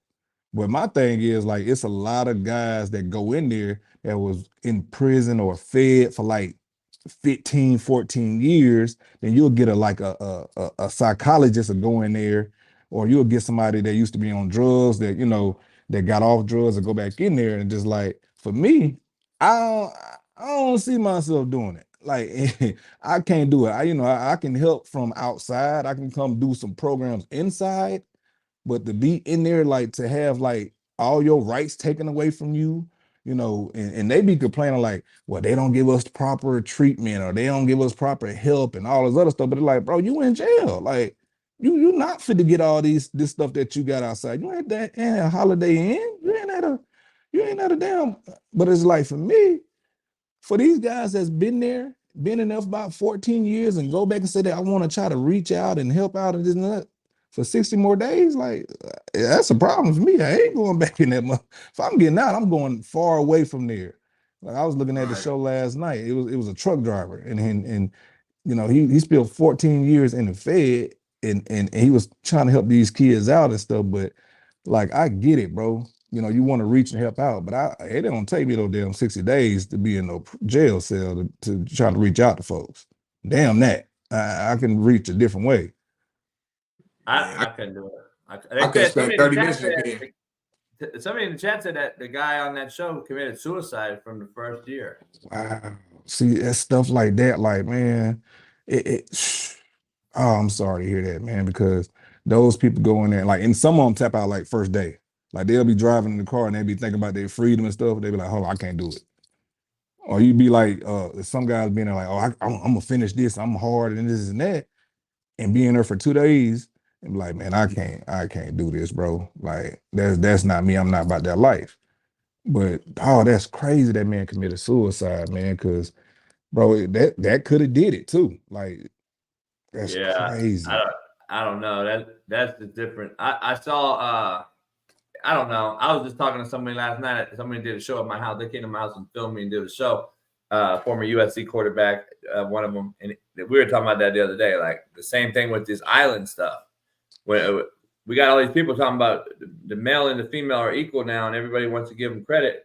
Look, I'm all for women. Shit, trust me, I love it. But come on, man. T-Red, if we put 50 motherfuckers on an island, 50 dudes on an island and 50 females on another island, who the fuck's coming off the island? Let's just keep it real. Like, it ain't equal. It ain't equal. That's the problem. We think it is, though.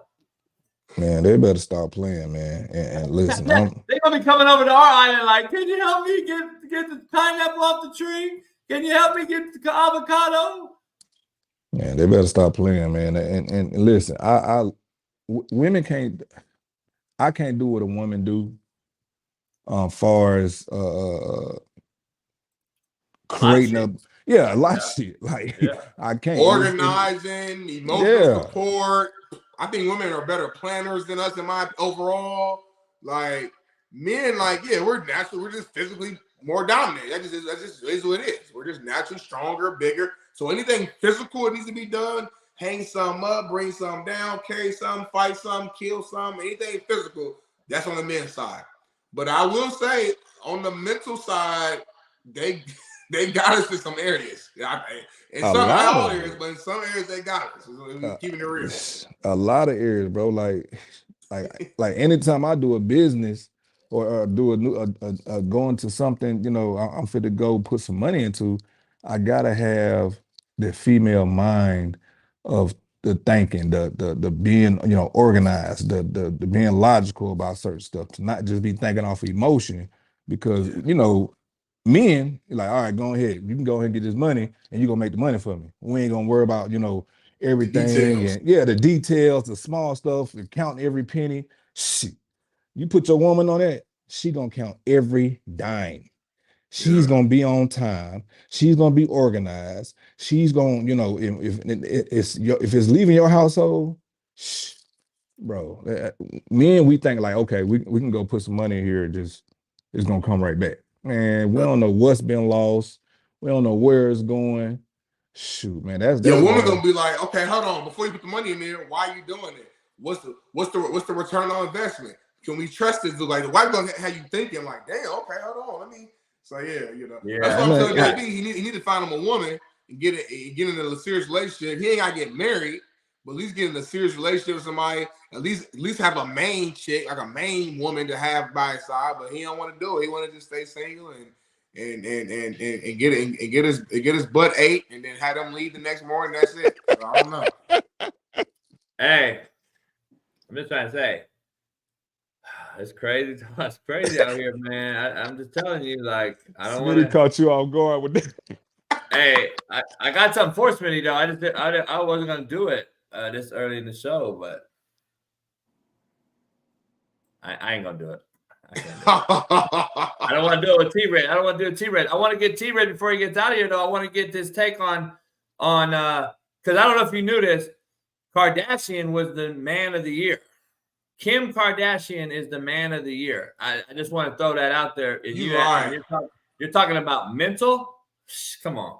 Anyway, I mean, it doesn't make sense. I'm done with it. It's stupid. It's the dumbest shit I ever heard of. You talking about Kim or we talking about Bruce? No, I'm talking about Kim. Kim was the man of the year. Yes. Are you sure? Yeah, I'm sure. Bailey, can you pull it up? Anyway, I want to get a take on this, T-Rich, real quick.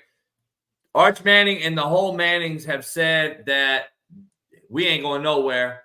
Eli had to sit. Peyton had to sit. We've all sat. You're not going nowhere.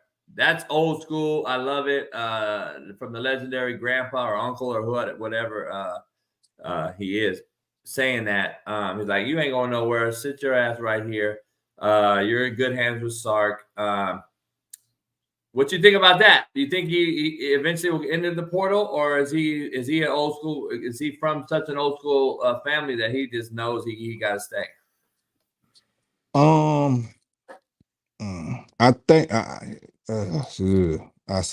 see both sides.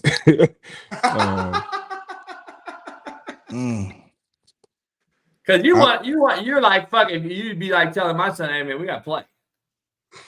No, I ain't like that because I feel. No, I know you're not, but I'm saying like you're seeing that side of it is what you're saying, and you're seeing the side of sit your ass in. Yeah, I see like I was at a point to where I played as a freshman, but I had a Mark Ingram in front of me too, and shoot, before Mark Ingram, they had a Glenn Coffee and the Upchurch and all this other stuff, but it was just like, man, I get the process of it. And a lot of these kids now, and I'm glad that he got the Arch Manning and all that other stuff because they don't get the process of being able to learn, wait your time type situation, right? And what you do your freshman year really doesn't matter. I mean, it matters, but I mean, if you can do that your last year, your second year, your last 2 years, that really like you got to be dominant, right? But if you can go out there and have 1 year, I mean, you got 1 year underneath Nick Saban belt as a starter. I mean, you're going first round, right? We saw running back Brian Robinson Jr. He didn't really become the permanent starter to his senior year. Bama balled out. Now he's playing well for Washington. So I mean, you hit the nail right on the head there, man. And my thing is, Archie, there's no way he went into Texas thinking he was going to just start over Quinn Ewers. He's a guy's an NFL prospect. We've been knowing that. So like, I would have to assume common sense would say that you at least bare minimum sitting out for 1 year. But is he even ready for that? Like, is his mental ready for that yet? Right? Right not. Like a lot of people, I feel like a lot of people fail at these rookies. Like Bryce is going through it right now, and because he was the first pick, and so when you got guys like that to go to a situation where you're going to Carolina and you don't have any help, like that tears a kid down when you're at age 20, 21, and it's like, bro, like I've been a winner my whole life. Like the whole mindset of this organization, like when I got to Cleveland, they was like, man, you better get used to that losing. We had lost like the first game, and they was like, you better get used to it. Like that was the culture around. I'm like, get used to what? Like I don't. I'm not used to that. I'm not for to start that. Like that's not nothing I can settle for. But man, I feel like that kid need to grow, and I feel like Stark is going to get him there. And I feel like he only going to need 1 year underneath that. And he can be probably the best thing that came out of Texas, man, if he do it the right way. But I don't think a lot of kids see the process and see that, hey, it takes X, Y, and Z. Tua wasn't just so better than Jalen.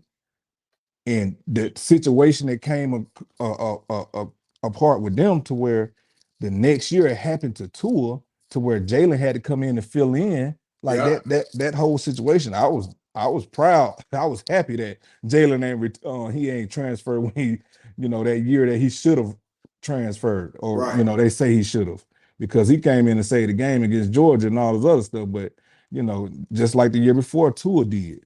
And so I think people got to realize, like, it don't matter who is on your roster. Like, how can you compete? How can you finish the process? Like, JB, you'd have had 5 stars over there and plenty of guys, like, it was just like, well, damn, like, he's not ready yet. That's why you here. Like, he's not thinking right, or he just mentally, getting his head. probably, mentally, like, he's not ready yet.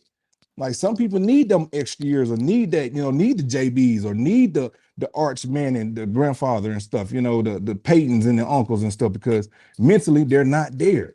Like, even with my son, they talking about him starting. I hear they play middle school ball, but they you can start playing high school ball in the 7th grade. So they talking about him playing varsity 7th grade at some of these schools out here. They trying to talk to me about my son, and my son just in the 5th grade. Bro, it's different. Here's the thing I'm curious to see. You got the Malik Murphy kid that's there that right now is better than Arch Manning, and I believe Sark has like the number 2 or 3 ranked quarterback in the country committed, so he's coming in too. So, hey, I would give much respect if the kid stays and actually fights through and plays. Then that's what the NFL quarterbacks got to be anyway. If you're that good to play in the NFL, then you better beat out Malik Murphy and the freshman coming in. Like that, to me, that's what I don't get. Like, these kids transfer just because it's easier somewhere else or what have you. But I think it's failing them when they get to the NFL. I would be much more hard-pressed to follow the Tom Brady footsteps, because if it was today, who knows if Tom Brady would have transferred out of there when he was splitting time with Drew Henson at Michigan. And then the cat splits time, leaves, transferred. I think he got tougher skin by staying. And I think it helped him in the NFL when he was sitting behind Drew Bledsoe. And then he was like, oh, shit, I can go in now. I've been here, done that. We transfer so quick now. There ain't no tough skin, no callus developed. So we just go and start somewhere. Yeah, we start somewhere, but that don't mean it's the best thing for you, because you went to a shitty place that had no QB depth and you started. Good job for you. You go to the NFL, though, because you put up gaudy numbers, somewhere like a West Virginia or something that everyone thinks, oh, this guy's going to be good. Transfers again, and you go to the NFL, and guess what? You get mollywopped day in and day out. And it's like, man, I don't know. I just think there's something to that. But I don't know. What do I know? I'm just doing a show. T-Rich Thursday, Big Smitty in the echo chamber. And a lot of people don't realize too, JB and Smitty, like, it's a big difference from when you the starter and when you the second guy. Like, people don't know, like, listen. Pressure, stress. It's way harder as a starter. Way harder. And then people don't, second guy, like, they don't expect you to come in, like, they can lay off, like, hey, I can chill. And so you might have a big game. Like, hey, but that first guy, they know the ball's going to you. They know the ball is, you're going to have the ball in your hand every play, to where, like, you got to be that guy to be that starter. Like, that's what I learned in the process of sitting behind Mark, or sitting or being able to go to the next level, or have the guys behind me have a great day, but they couldn't handle that starting role.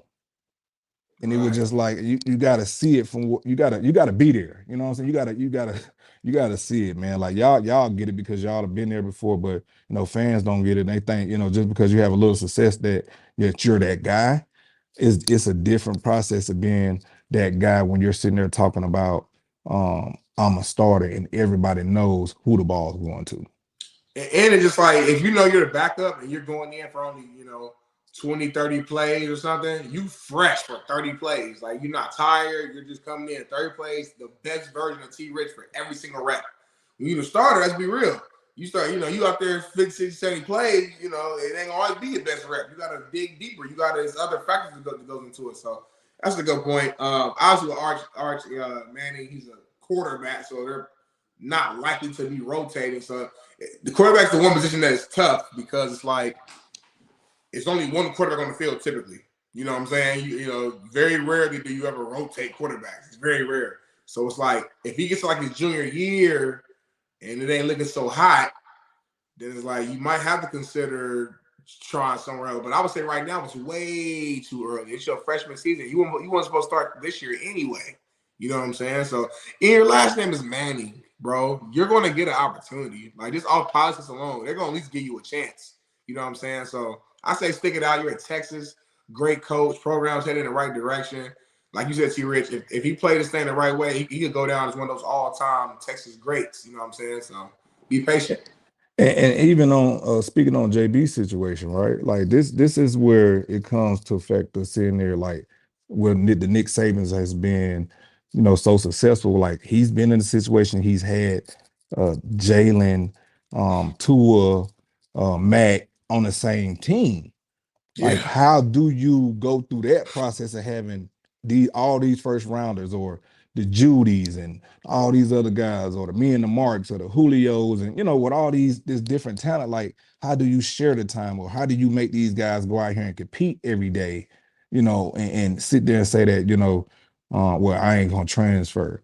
I ain't finna wait no time behind nobody. Like that's when real coaching come in to for these guys to trust you and to trust the process. Like JB, like does that makes or break a coach or a program?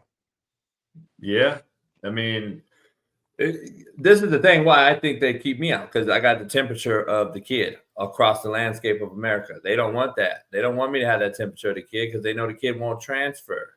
They know the kid won't fucking leave me. They know the best kid will come to me. They don't want that shit because real recognizes real. And then guess what? You got to get those kids to graduate from your place, move on, and do something in life because 1% of us is going to make the NFL. 1. And I don't think they look at it like that. I think they all think they're going to go to the NFL. That's why they're chasing greener pastures every day. And the coaches felling them at an all-time high. I think we're coaches right now are felling these kids at an all-time high. So that's just real talk. I think we're selling them pipe dreams. We're not really hard on them. We're not really teaching them life lessons. And it's like, come on, man. Like, this is like, I think mediocrity is the new excellence when it comes to coaching right now. Now, I got a question for y'all, man. Who you think get that A&M job? I think Urban Meyer, it's his job to turn down. I think I would be remiss if they don't offer him a big, huge bag of money, like 120 mil or something. I would think it's him. I think them and Michigan State are going to bidding war his ass. Because Michigan State would have hired somebody by now, in my opinion, if Urban still wasn't on the table for going there. I heard he wants to go. I heard his wife wants him to stay and do TV. So that's the rumor I'm hearing. But I know maybe he knew or somebody knew that the A&M job was going to open. Maybe later in life he wants to be in a little warmer weather, the oil town with big money. Like I don't know, but it's interesting to say the least. I don't know. You got somebody in mind? I don't see Urban come back to the SEC. He ain't trying to have that fire. You got Kirby now on one end, and you got Nick still on the other end. I don't see him jumping back into that fire. We ran Urban away a long time ago, and he started having chest problems, all this other stuff. And after we beat them with but he won though. But yeah, y'all want to say time out? We ran them out. He won. He did it. That Florida team was. I know y'all did your thing at Bama. I'm just saying that Florida team prior to that point was one of those historical teams. Now. That's still the Kleenex from Tebow now. Every time I see Urban, he be like, man, if you would have came, like I still have my job at Florida. Like, but Urban ain't about that smoke, man. You somebody made a comment the other day. I was watching it's the barbershop, I think, and the lady was sitting there saying that Urban's kind of like that dad or that boyfriend that goes and, you know, get all these different girlfriends and mess up them households. And I thought about it, I was like, what you mean? And she kind of explained it more to where it's like, man, you got, you know, a chick got a good, you know, situation, she's independent, she's making all this money, she got a family, this and that. You go in there, you use her up, then you get up, you have a baby with her, and you get up out of there. And it was just like, dang, like if you look at Urban background, it's kind of simple. And I love Urban, but it's kind of similar to what she's saying, because like he's just going household to household now, and he's messing he'll win with certain guys, right? But then he go to these programs and he's not been successful. He's quickly getting up out of there. He did the same, man, bro. You gotta look at it. You gotta look at it, bro. Like Urban he started off at a small school. Where was he at? I think it was at He Utah. started at Bowling Green, went to Utah, won there, went to Florida, obviously won there, and then he went to Ohio State, won there. I'm talking about the process of all them guys start getting in trouble at Florida. All them guys, like all that shit was starting, even when Ohio State with all that stuff started going on. And it was just like, dang, like where's Urban? Like Jacksonville. Like, well, NFL, I can't defend him at the NFL. I can't defend that. I'm just saying the collegiate level, this man, yeah, he's moved around. He ain't been with one team, whatever. But golly, every college team he's been to, he's literally won. Like, he's like, you know what I'm saying? So, I mean, I think JB got him as what top 5 all-time college coach, don't you, JB? Top 3. Top 3. Pete Carroll, Saban, and you got to put Urban right there. And I got to agree with that. You feel me? I don't know. You played against them, Trent, so I respect your opinion. I can't, I can't argue that. You guys did get him out of Florida. Respectfully, you did it. You know what I'm saying? So I can't. You probably got a different view of it. Yeah, I just. And Florida ain't been the same, T-Rich. Florida ain't been the same. That's then. Yeah, because any woman ain't gonna be the same when you done ran her down through there, right? She didn't make through hell, huh, T-Rich? Yeah, now she having problems. Now she got father problems and all this other stuff. She bringing this new relationship, this old stuff into the new relationship, and you got red flags and all this other stuff, and you ain't even did nothing. Like, damn, like I ain't even, like, I'm just trying to take you out. Like, damn, I'll pay for it. Like, hold on. But when you look at it, like, and I'm not even just talking about the wins and the losses. I'm talking about the guys that leave there, or like the situation so I got recruited from Urban, right? I'm down there, bro, and I knew it was gonna be a bad situation. The whole team out fighting, and it was just like, come on, man. Like, I'm trying to have a good time. I'm trying to get on these females. Like, I'm trying to get to know the city, but y'all out here fighting. Y'all don't give a damn. Y'all breaking curfew. Y'all doing all type of crazy things. And Urban didn't have a hold on that system, bro. And it was just like, I can't do it. Like I knew me, and I'm from Florida. I knew me. My mom was like, I don't want you to go here, but if you was to come here, I gotta support. But when it was like with Nick, she seen how the organization was. She seen how organized. She seen how he was on top of those guys no matter what. And it was just like, he's not going to let his kids, his players fail on and off the field. And I think that's a problem when it comes to getting these kids to the next level in life. Like we just go out there and make them these great football players, but we got a job to teach these kids a different way. When you talking about a coach, like JB, all your players can sit back and call you right now and be like, man, no matter what they thought about the show or thought about you coaching, but when they leave there, like, that's my dog, like that's my guy. Like with my coach, Burton Burns, one of the best running back coaches ever. I'm talking about putting James Davis, CJ Spiller, Mark, me, all the other guys, Coffee, even Saquon for a couple of years out there in with the Giants. Like, they would tell you, like, bro, like whatever went on, like that dude there, like I call Coach Burns Pops. That's big for another man to call another man Pops, bro. Like, that's big.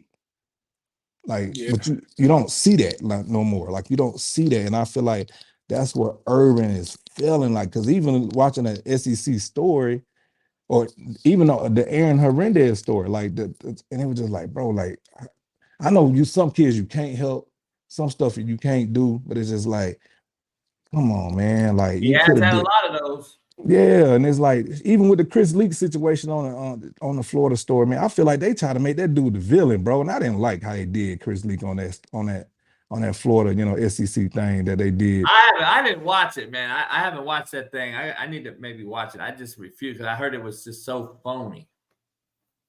That's what I'm saying. Like, and they could have did a Tebow story all by itself because people don't realize Tebow didn't go to high school. He was at home in a damn cornfield. Yep.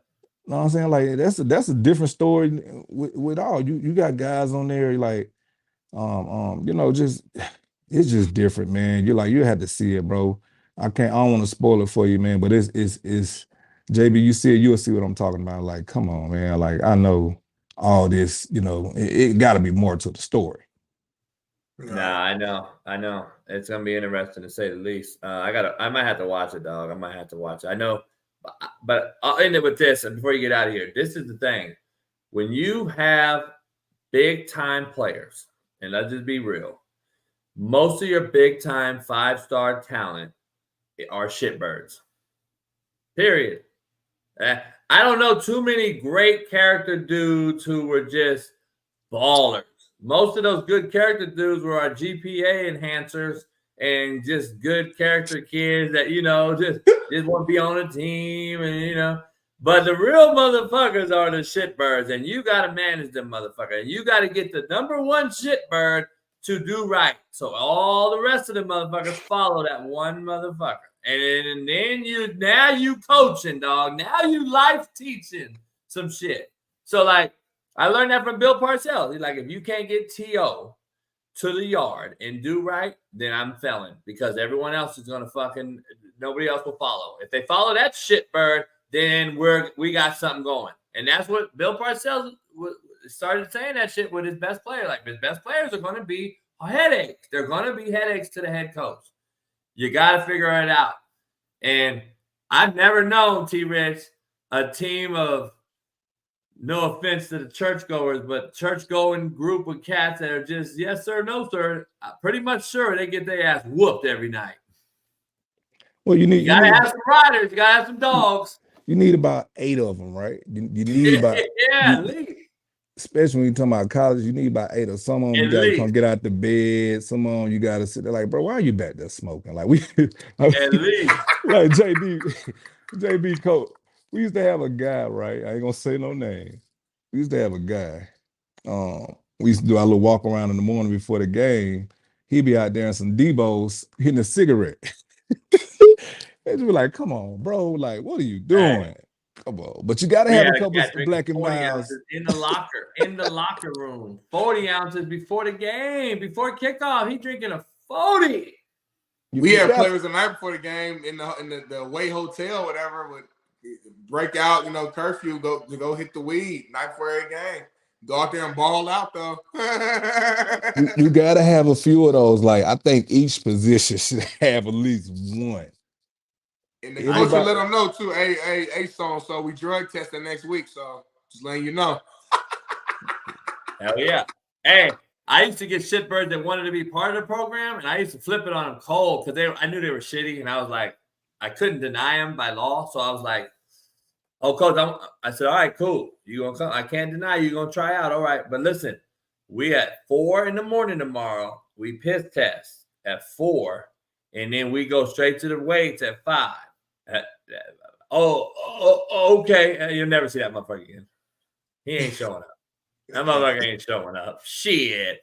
Hey, I had to lie to get the motherfucker out of there. I never denied him. All right, 4 a.m, piss test. Let's go. Because that motherfucker came in smelling like straight, like I was high, that motherfucker. So I was like, off contact. Get your ass out of here. So T-Rich Thursday, pound the like button. T-Rich, much love. You done this week? Your son playing? Man, no, they not, man. We lost, man. It was 6-12, man. 6-12, man. The same team that we built. The team that we beat not too long ago, man. Yeah, man. Our quarterback went down, and we had to put one of our receivers at quarterback, bro. It was just ugly. And I will say this, man. Them boys fought their tail off, man, because we went down 12-0, and they fought back, and I can't put nothing on them kids, man. If we as a coaching staff, as adults, man, if you put these kids in the right situation, like you don't have these problems. And I kept telling these coaches, like, bro, I'm gonna tell y'all from experience, you need to have situational footballs. What if TJ go down? What if CJ go down? What if XYZ go down? Or what if it's a 3rd and 2 and you get a penalty 3rd and 15? And they don't realize, like, I'm telling y'all situations that I've been through far as practicing it. You got to be ready for it. And you got to practice that shit. You got to practice it. Like, I gave them a whole 2-minute drill, man. I gave them a whole play sheet, and bro would not go over. And I think it's one of those situations where like you trying to, I don't need help from Trent Richardson type thing. And it was just like, come on, man. Ego, like, man. Ego. Yeah. And it was just like, man, but I will say that damn TJ, that boy different, man. The boy is different. Man, the man. So you got your best 3 on defense. You got your best 3 defense players on the same side. Like, come on, man. You got TJ on the left side of the ball. You got your best defense end on the left side. You got your safety. You done moved him down to the damn cornerback position over there. And it's just like, come on the same side. Like, that don't make sense. And it's just like, man, put TJ big ass in the middle of the field. You got the shortest guy in the middle linebacker, and he's telling you, coach, I can't see over the D line or the offensive line. They're too big. And now TJ had to make tackles from way on the other side of the field, and he's playing every play. I'm talking about kickoff return, offense, defense. You already know. Yeah, Travis Hunter, shit. Man, bro, I mean, that kid fought, and he fought to the end. I'm talking about the last play, bro. And I applaud that kid. He did something. We put this play in, and they one of our receivers fell, and they guarded the back tight end on a tight end pop, and TJ threw the ball as far as he could. And I said, TJ, why? And I only talked to him after the game, and I just see where his head was. I said, T, why you do that? He said, well, Dad, we only had a minute left, and there was nobody open. So I threw the ball, and I couldn't run. So I threw the ball as far as I can for nobody to get it and then stop the clock. And that's how the kid thinking. I'm just like, oh shit, okay. All right, you know something. Like you be watching. He just different, man. And that kid. Man, much love, T Rich. Enjoy the weekend, and I'll see you next weekend. Who winning this weekend though? Who winning tonight's game? Burrow or Lamar?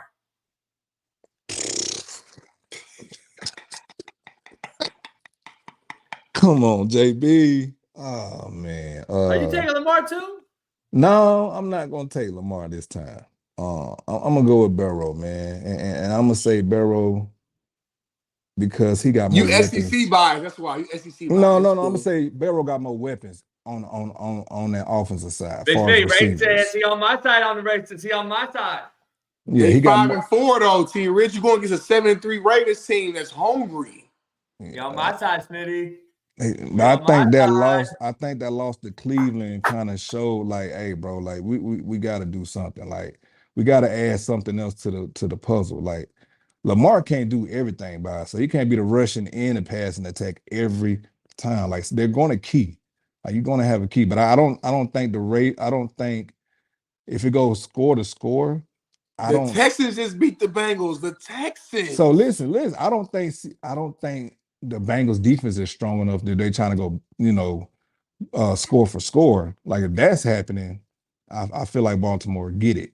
But when you're talking about being able to, pick through the whole defense, I think there's no better guy than Joe right now that can do that. When you're talking about this game.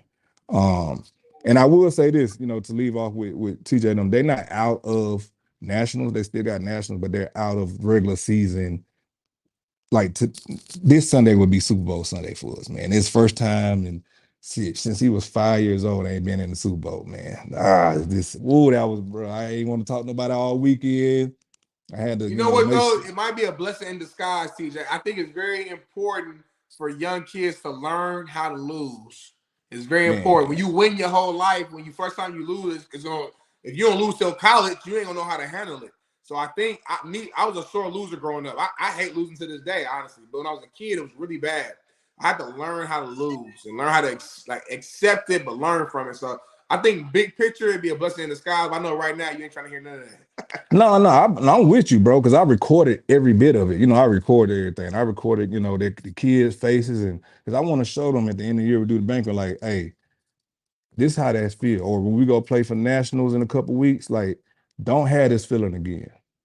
Like, y'all take that hurt, y'all let that build, let that seminary and feeling get to you to where, like, I don't want to have that feeling, and if I do got that feeling, I'm emptying out the tank. Yeah, man. But I appreciate y'all, man. Hey, much love, T. Rich. Enjoy the weekend, and we'll see you next week. Hey, JB, Smitty, I got one more thing. I need y'all here, man. My daughter going on a date tonight, little boy birthday, man, and she want to spend the day with the family after she got out of school. And listen, I'm gonna have to sit the kid down, man, and come Smitty, you want to do a prayer, Smitty? Bow your heads, everybody. Lord God, I pray for first of all for just TJ, for his peace and sanity of mind, watching his young daughter, his young woman go on her first date. On a serious note, I pray you keep those kids safe and have a good time. But at the same time, man, I really just hope that TJ's able to keep his composure when he sits down this kid, and he doesn't have to use any scare tactics that are too far out, or bring his blood out, Lord God. And we just pray for peace, sanity, and an overall good night, man. In Jesus' name, pray, amen.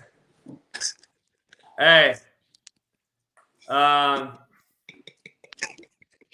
If you need to, hey, call JB on speakerphone and he'll cuss his ass out for the day. You know he would. Oh, I'm FaceTiming him. Hey, motherfucker. Hey, bring my niece back home by 10 o'clock. Not 10:01, not 10:02. If I got to drive out there and beat your ass, I will do it. You know JB do that. It's crazy, though. It's crazy how T-Rich is dressed right now is very similar to Mike Lowry. Are you going to do Mike Lowry? Are you going to do Mike Lowry? Man, I went to jail and I ain't going back. Man, listen. And so she want to go to prom this year too. So I'm gonna do the whole, 50 Cent thing. They Samoan too. My kid's Samoan, so I'm gonna have the Uso twins in there. My kid. That's right. Yeah, Rikishi them. I'm gonna have all on. I'm gonna have Keisha them here. We're gonna do a big now. I know kids with Samoan. Oh, your kids are my for kids, sure. Yeah, all your kids going to lead. You got Samoan and black? Yeah, my kids. Oh, it's over. Yeah, my kid's mom is Rakishi's oldest sister. So Rikishi, Yokozuna, Umaga, all them were brothers. Hold on, Rikishi? Yeah, my kids are Fatus. Hold on, Rikishi. Yeah, he was my little league coach growing up. Like, I grew up with his kids. We all grew up together. You talking about from WWF? WWF Rikishi. Bro, that's you bullshit, T-Rich. Man, I'm gonna send you some stuff. Like Keisha, man, them twins, y'all know them Usos twins. I know them as Josh and Jonathan. Like, they was rough as hell growing up. Hey, that's crazy. I didn't know that. I'm trying to find Big Smitty just blacked out. Smitty pulled one of my. Hey, I'm already just moved. And he in a goddamn jailhouse. Hey, we got some Usos in the house, by the way. Josh Fele played at SMU. At UTEP, played at UTEP. He's in the house. Hey, Dave Fatus, man. I grew up and coached a bunch of Fatus out of Compton. They're from Compton. Mm-hmm. Yeah, man. So, man, listen, I all grew up in Pensacola, man. Like it used to be crazy. We go somewhere, bro. We had to fight everywhere because people were hating on because they was Rikishi kids. And them motherfuckers was wild, bro. Like, they used to have a wrestling ring in their front yard. And so going over their house, bro, was like torture. Like, man, it was crazy. Oh, man. Hey, much love, T-Rich. I don't know what happened to Big Smitty, but I'll see you next week. Yes, sir. All right. All right, brother. Peace. Yes, sir. Shout out to T Rich. Shout out to Big Smitty for going black on us. Straight racist. Bailey, see if you can find Mike Lowry. And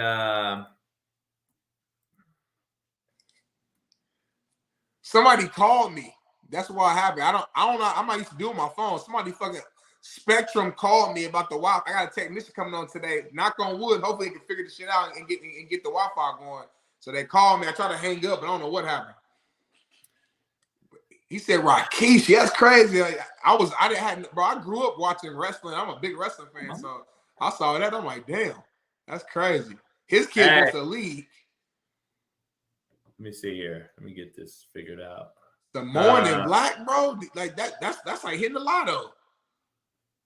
Matt can't come on. So we solo dolo. I figured it's 8 o'clock. I knew Matt wasn't coming on. He said he was coming on at 8:30 today, but then he couldn't make it. Before we take a piss break, Steven can't come on either because Steve is traveling, I think, for boxing. So Steve's in Vegas. He's been in Vegas since Tuesday, so he's in Vegas coasting he's doing all the fight stuff. So black people shit to send everybody to a commercial break. This was Smitty last night. My fish. All in your fish? Yes, I'm tired of baking that fish, so I'm going to fry me some. What kind of oil are you using? I'm using 5W30. That's motor oil, lady. Honey, let me tell you something. You can use this oil. You must ain't never cooked no fish before. But I never used motor oil. Well, my mama and my grandmama used it forever in the days. And that's, it's going to be, you order this fish, I'm going to order it. And I already done seasoned. You see the season? I already done seasoned. Come on over here, son. I done seasoned it real good. And all I got to do is put it in the cornmeal. I ain't never fried no fish, but they told me all I need was some oil and some cornmeal. So, now with no motor oil, lady. They didn't say what kind of oil. They did not say what kind of oil. I said, I'm going to fry my fish.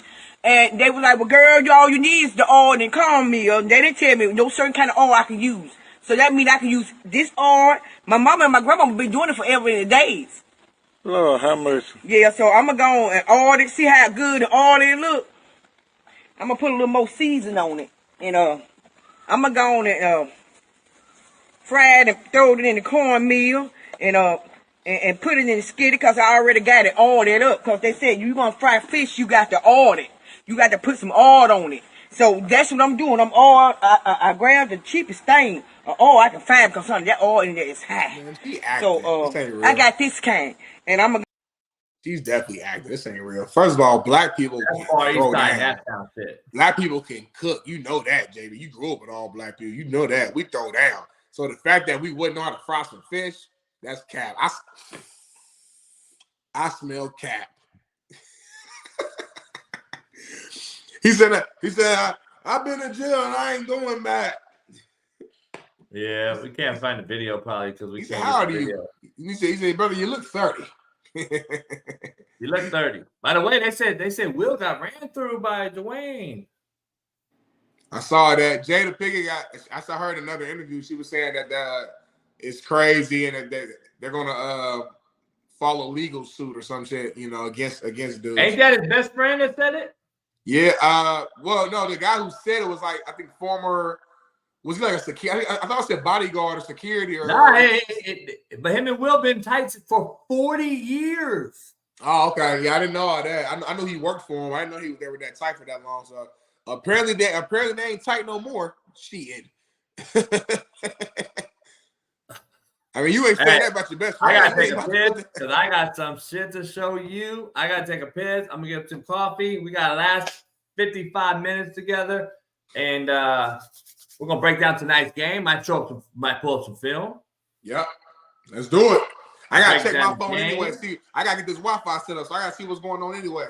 Hey, I'm gonna get on that board out there tonight, break some film down on that. You too scared to do that. Hey, we gotta get that studio so we can get that TV put on there. Boom, we could draw on it. We got the whole setup. Man, let's talk about it. I think you're scared though. From rumors are that you're scared. I'm ready to do it. We got to talk off camera about the business side to make it all make sense. I'm ready to do in studio. I would love it. Let's make it happen. I'm not scared at all. Who's going to take the UCLA job after Chip Kelly gets fired this weekend? A. B, who's taking A&M, C, who's taking Michigan State, D, after people leave, who's going to move around? Because if Elko leave Duke, who take Duke? If certain people leave, if Cristobal get fired in Miami, who's going to take Miami? We got a lot to break down here. A lot to break down. Max Hess want me to break down Jalen Hurts. We can do that too. I might do a watch party on the board, but on YouTube I get hit though. See? Yeah, ain't gonna hit on YouTube. Ain't gonna hit on YouTube. Yeah, hit on YouTube. Pound that like button. We need at least 600 likes, y'all, to break the algorithm, man. Send in that super chat money for JB's back taxes that he owes, and I'm gonna get this Wi-Fi right, man. We're gonna be back real soon. Hey, I gotta. First of all, who is this cat? Brother, Samuels is so long. Good Lord. Good Lord. Chris Morgan Productions. Chris, call in, Chris, after the break so we can see your face and so we can hear from you. If it's going to be some constructive criticism, I'm all ears. But if you're just trolling and talking crazy, it's a waste of time, my guy. Chris Morgan, he has watched the show for a while, though, if I'm not mistaken. Yeah, I mean, I've seen his name. It's not my first time seeing his name. I'll say that. I don't think he's consistent every day, but I've seen his name before. So I think he's a bitch. All right. I respect that. He might be. He might be one. I got a gut thing. I got this intuition. Like women have intuition. Yeah. I get a gut thing. Like I got this gut instinct and tell me he's a bitch made cat. That's what BMK, he a bitch. That's what he is. Everybody's a producer. It say Chris Morgan Productions, so maybe that's what I said. Hey, call in, player, if you for real.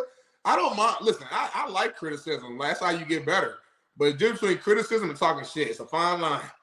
And he's kind of on the talking shit side, but who knows? I could be. It's hard to read. I love it. I'm not gonna block him. Right. He paid you not $199. He just gave you $199. Appreciate you, Chris. Thanks, my guy. That's real shit. He just gave you $199. I mean, I keep $1.50 of that, but he gave us something. I got about 40 cents. Put that in the gas tank. I gotta keep the brothers down. That's what the racist show. I need a $1,000 super chat at the end of the month, y'all. So if you do the math, JB keeps 90% of everything. Carry the one. Y'all got to send in a lot of money to make sure that I can get 1,000 of it. So however way we can make that happen, your boy just moved, broke the league. So your boy, hey, we need that money. Send that in, y'all, right now. Right now. 3 on me. 1, 2, 3. Super chat. Pound the like button. We'll be back in 5.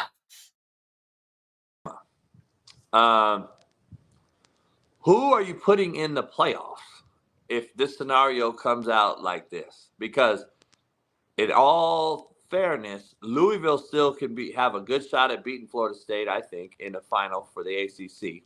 Both those teams could have one loss. And you're going to have a lot of fucking one-loss teams possibly. Who's going to get in? I think the Pac-12 gets screwed just because of the West Coast bias, especially when they play the times the East Coast voters don't get to see. And then, as you always argue, the SEC's defense is probably going to be, in my opinion, going to travel a little better than Washington's defense, which is not very good. Who, in fairness, who gets in the playoffs this year? And not being biased right now, I had to say the SEC, and I say that because the Pac-12 they're gonna get fucked. But we done seen the Washingtons, we done seen those guys go down there and get blowed out from an SEC team. Not this year, though, T-Reese. We're talking about this year. I know, but it's always not this year. Yeah, well, it's always not this year. This ain't how it's been. I'm talking about in a playoff run, they always getting swiped, from an SEC team, and it'd be like, well, if Alabama was in, or LSU was in, it wouldn't have happened like that. You get what I'm saying? So I get both sides of it. It's kind of tough to be like, man, SEC deserves it, but it's kind of tough to say they don't. You know what I'm saying? But when that 12, when I say when they go to 12 teams in that playoffs, it might be 4 teams in the SEC in the playoffs every year. I don't see Bama or Georgia missing it at all. Ever. Yeah, they'll I'm never talking miss about two losses. They not gonna miss the playoffs. Yep.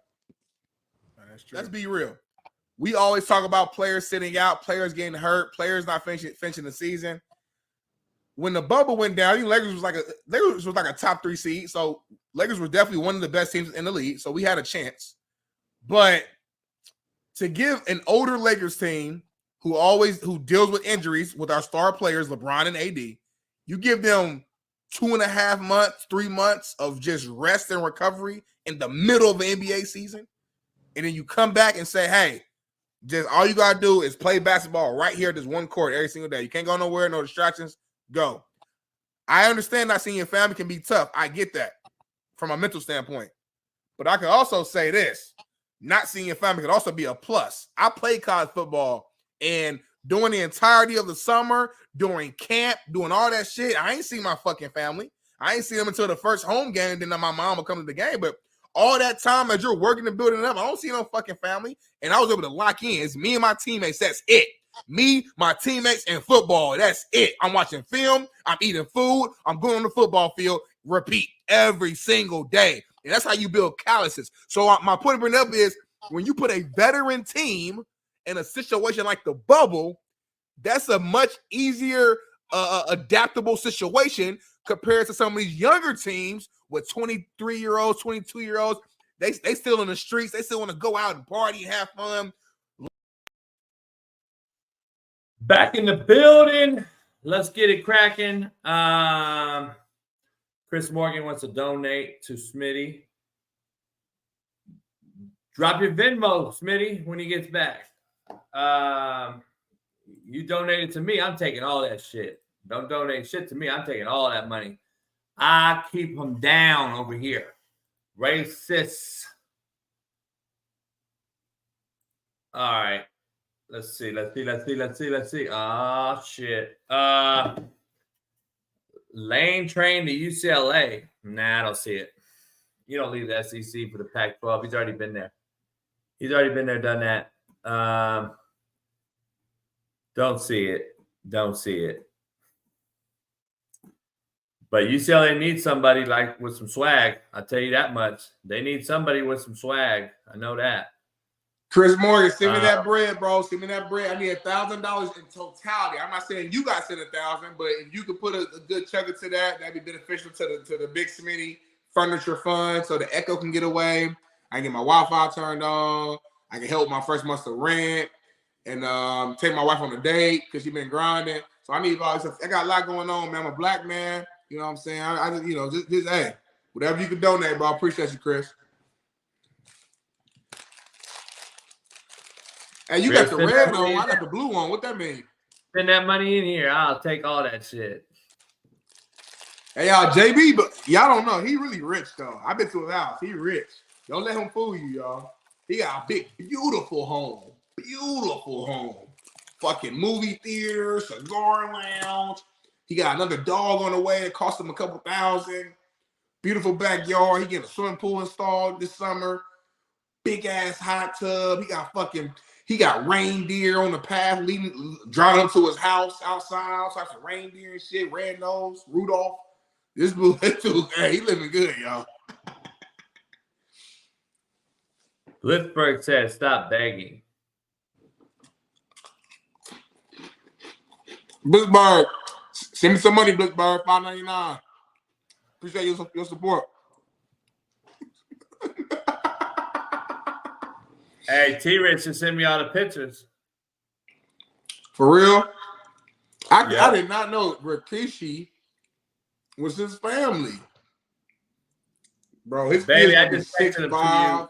Baby, I texted him to you. Can you put it in? First of all, ain't nobody begging for shit, motherfucker. Don't get it twisted. I'll come take your shit. Let's be clear here real quick. Just trying to rob your ass. Keep playing.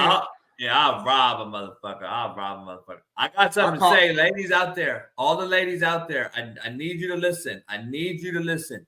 Do not listen to this female in totality. I need you to understand what she's doing is good for you women, but what she's saying is trying to scare tactic you to not do what she's saying. Does that even make sense? Does anyone in this chat understand what I just went through and said?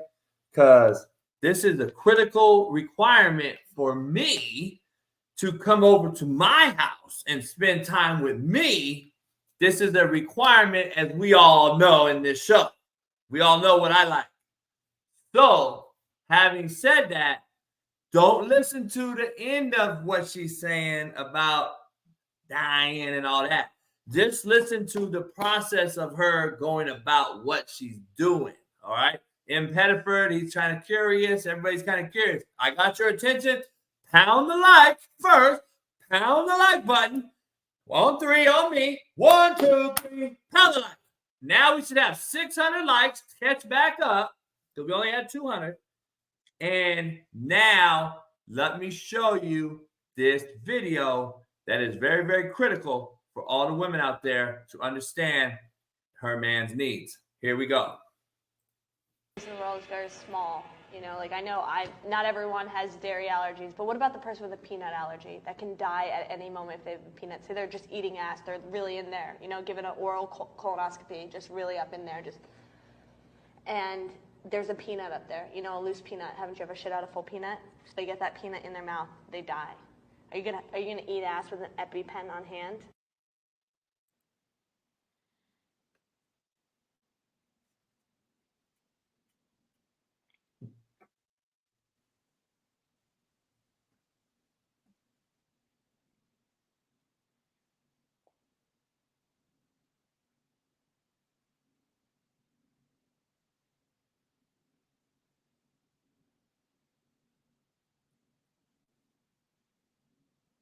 I don't think it's white people shit. I'm gonna be honest. I don't agree with the chat.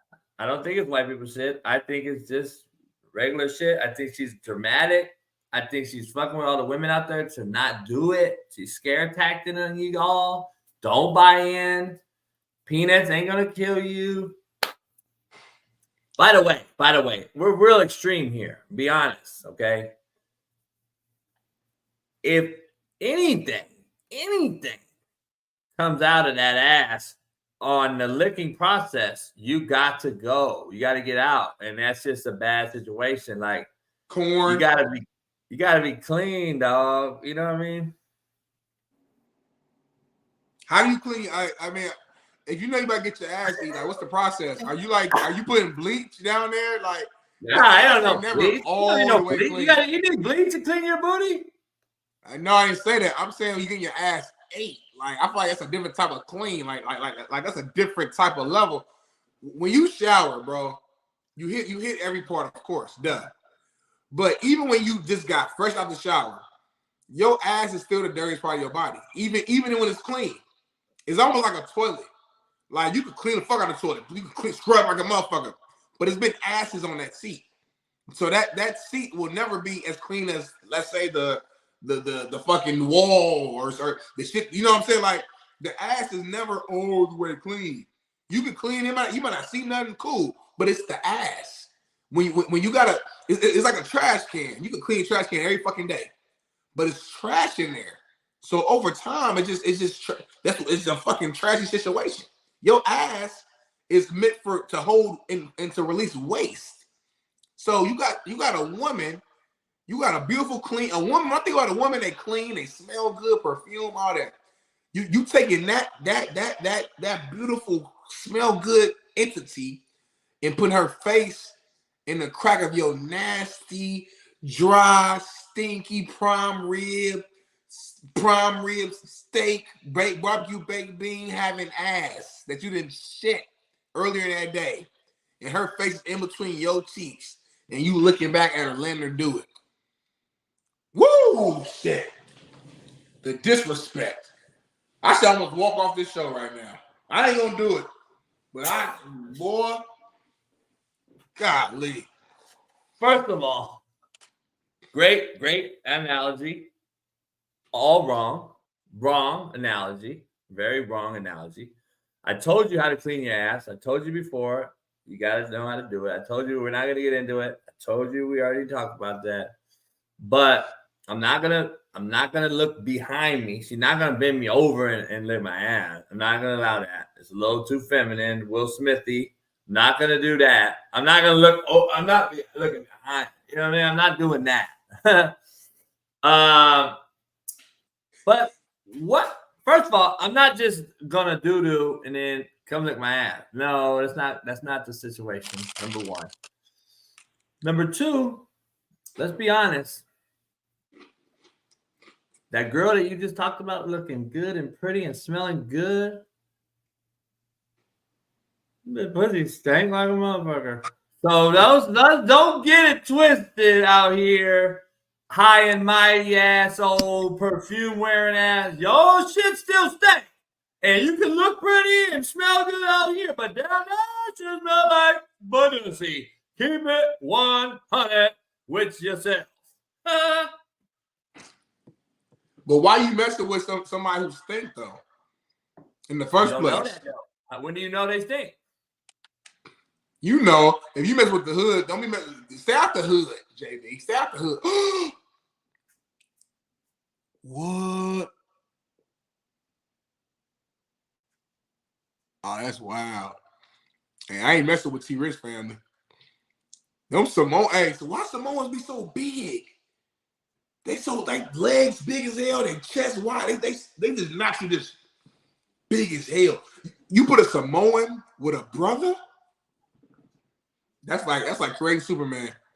All right, so Zach Smith got banned on Twitter this morning. Wow. And he went after Desmond Howard. And this is the video that suspended his Twitter. Yeah, I mean, my problem with Michigan is they play the victim card every day of the week. It's never their fault, Greeny. It wasn't their fault back 3 years ago. Jim Harbaugh they got mad at him at the NCAA. All he would have had to have done would be admit breaking a rule, and this thing would have gone away. But Jim can't do that because Jim can't admit that he's ever wrong, and that's the problem here. He is not a victim. He is the culprit here, and the Michigan fans just can't get over that fact, and that includes my very close friend Desmond Howard. Des, would you say he's not playing the victim? He just wants to be treated like everyone else wants to be treated. He just wants due process. No one's taking. Tell them to quit cheating then, okay? If they quit trying to break the rules, they'll be okay. You keep forgetting that word allegedly. Allegedly gets people. I'm not forgetting anything. It gets people sued, Paul. Make sure you put in allegedly, bro. That's all. Just keep it 100. So I don't know who got banned for this. Zach Smith went after Desmond, calling him the R word and some other things. Oh, gotcha. Zach's like, you retarded, all that type of shit. And then I guess they banned him for 12 hours or whatever. I've been banned for 12 hours too. You can't go after like certain people's like. Here's the thing about Feinbaum. Feinbaum is a guy that's never played. He's a guy that's sitting there being an analyst who really knows nothing, and he always picks and chooses his battles. He'll swing from Saban's nutsack all day long in the SEC. That's the most crooked conference ever. But then he'll go and just straight up blame Harbaugh like as if he was a criminal. It's crazy how Feinbaum goes after certain people. It blows my mind. Like, I can't stand that motherfucker. But I can't stand Desmond Howard either. So it's like, I don't even listen to Tannenbaum like that. I know who he is, of course, but like you can hear in his voice that there's some extreme bias behind that. Like you could tell he don't like Harbaugh for whatever his reason. Yeah, like people think I got a Michigan show going lately since I'm defending Michigan and shit. I'm like, you being consistent. I'm defending the rights. I'm defending the truth. I'm defending these kids at an all-time high, and I just don't understand how we can't talk about that. Like, it's straight up, the SEC's been doing this shit forever. Nobody's going to tattletale. When you come into the SEC, you are taking an oath and an NDA that you'll never snitch on, motherfucker. Yeah. Like, that's what it is. But I don't know. My thing is, JB, it's not just college. It ain't just NFL. It ain't just Little League. If you play football, if you coach football, you're looking for every advantage you can to win. And I'm telling you, whether it's the Deflate Gate or with the Patriots, or if it's the stealing signals, if it's, and even I'm in high school, our team got in trouble in my freshman year because we were practicing a little too early or something, or we had pads on too early. Like, everybody's looking for some sort of advantage. That's just football. Is it right by the book? No, by the book it's not. But if you're in that space, everybody's trying to do it. It's not that big of a deal. You know what I'm saying? And in reality, like we broke down the show before, these players don't fucking know the signals. They don't have time to look at their play call, look at the opposition's play call, make an adjustment to that play call within a snap of, like, come on, bro. That's just not even realistic. Now, does it help to know certain things? Of course. You know what I'm saying? It definitely helps. But it's like, bro, how much is it really helping? Are you saying that any of these teams that Michigan has beat over the last, 2 years, you feel like the game would have been reversed if they didn't have a handful of their calls? I disagree about that. I disagree. It's a man sport. Mano against mano, and you might know, you could know, hey, Big Smitty, we are running power straight at you. And I might know it. I might change my stance. I might try to get a little bit of a different angle. But at the end of the day, can I beat that double team? Can I defend that double team? And if I can't, then it don't even matter. So, yes, it helps to have an idea of what they're going to do. Like, as a pass rusher, it helps me to know that they're about to pass versus they're about to run, because I'm changing my mentality in terms of my get off, my stance, all that. So I'm not being ignorant that it doesn't help at all. But to the extent that Michigan would be losing multiple games without it, and it's getting way too blown out of proportion, JB. Hey, Benny, you got to clip this because I'm about to go off. Here's the thing I got to say. There's the issue I got to say about this whole thing. People that are in the media who continue to talk about certain things, no one wants to call them out and keep it real and tell the truth. And nobody that comes after coaches understand this one thing that I'm going to drop the mic on. And I used to say this all the time, and everyone I said it to, I used to say it to D1 coaches, and they looked at me like, damn, I've never heard nothing so real. Big Smitty, tell me if I'm wrong. Maybe I might be breaking news again with this drop I'm about to tell you all. But last time I checked, coaches lose sleep over other people's children every fucking day. Tell me a fucking parent that loses sleep over motherfucking coaches. Ooh. But I fucking lose sleep every single day over your badass kids. And yet, these sorry fucking folks out here want to go attack a coach who loses sleep over their children, making sure their children aren't calling us at 4 a.m. because they fucking knocked someone up, got a girl pregnant, got a DUI, is in jail. Our fucking clock never shuts off. 24/7, 365, we are open to take all these calls. That ain't the fucking counselor at the high school. They close down and punch out. Their clock punches out around 4 o'clock in the afternoon. They don't take a motherfucking call while they're sipping wine at home, homie. Either do you, Paul Feinbaum, Stephen A., or anyone else in the media that don't understand because they never fucking played, and you don't have a kid that plays and sent off to someone else to father and mentor them. So your asses are real quick to throw a motherfucker under the bus, let a kid transfer, telling him he lied and blah, blah, blah, but don't realize the fact of the matter is coaches lose sleep over other people's children every fucking day, and we get paid no homage. That is why coaches at 45 years old should be able to fucking go wherever they want to go. That's why 17 to 20-year-olds shouldn't. But what do I know? That's why I'm fucking defending a coach here that I don't even get along with, and a university that I don't give a fuck about. I have no dog in the fight. But guess what? Those coaches are losing sleep over those motherfucking kids every single night. Someone else's kids. not our own kids. We got our own fucking kids too, some of us, and we lose more sleep over your kids than fucking our own. But you don't pay enough homage to the actual coach doing all this shit that he's doing on a daily basis just to keep your ass from fucking out of trouble, out of jail, or in the morgue. And furthermore, I got to re-recruit you every day to keep you at my school from transferring because you're so pussy not to understand you need to develop a fucking tough skin in life. But what do I know? That's deep. I mean, you in a whole nother angle that I didn't even think about, but that's true. I mean, a coach has to be a lot. Father figure, leader, therapist, depending on who the player is, you got, especially college, you got 100 players on the team. Everybody got different needs. You got some guys who are self-sufficient you ain't got to worry about. But majority of the team got something going on, whether it's grades, whether it's, knocking up a girl, whether it's getting in trouble with the law, whether it's something. And you have went into all these households and told these parents and these grandmothers and all this that I'm going to take care of your boy. So you got all that pressure on you to do just that. So, it's a lot, man. And to bring it back to Harbaugh, man, this guy has been a hell of a coach. No matter what we feel about him, he's one of the best coaches in the game. Players, from what I've heard, they all love him. I haven't heard any negative thing about him. And it's like now we're trying to just down his name, you know what I'm saying? Just out the blue. I don't know, just middle of the season. That's what's fishy to me. I'm not saying that he wasn't aware.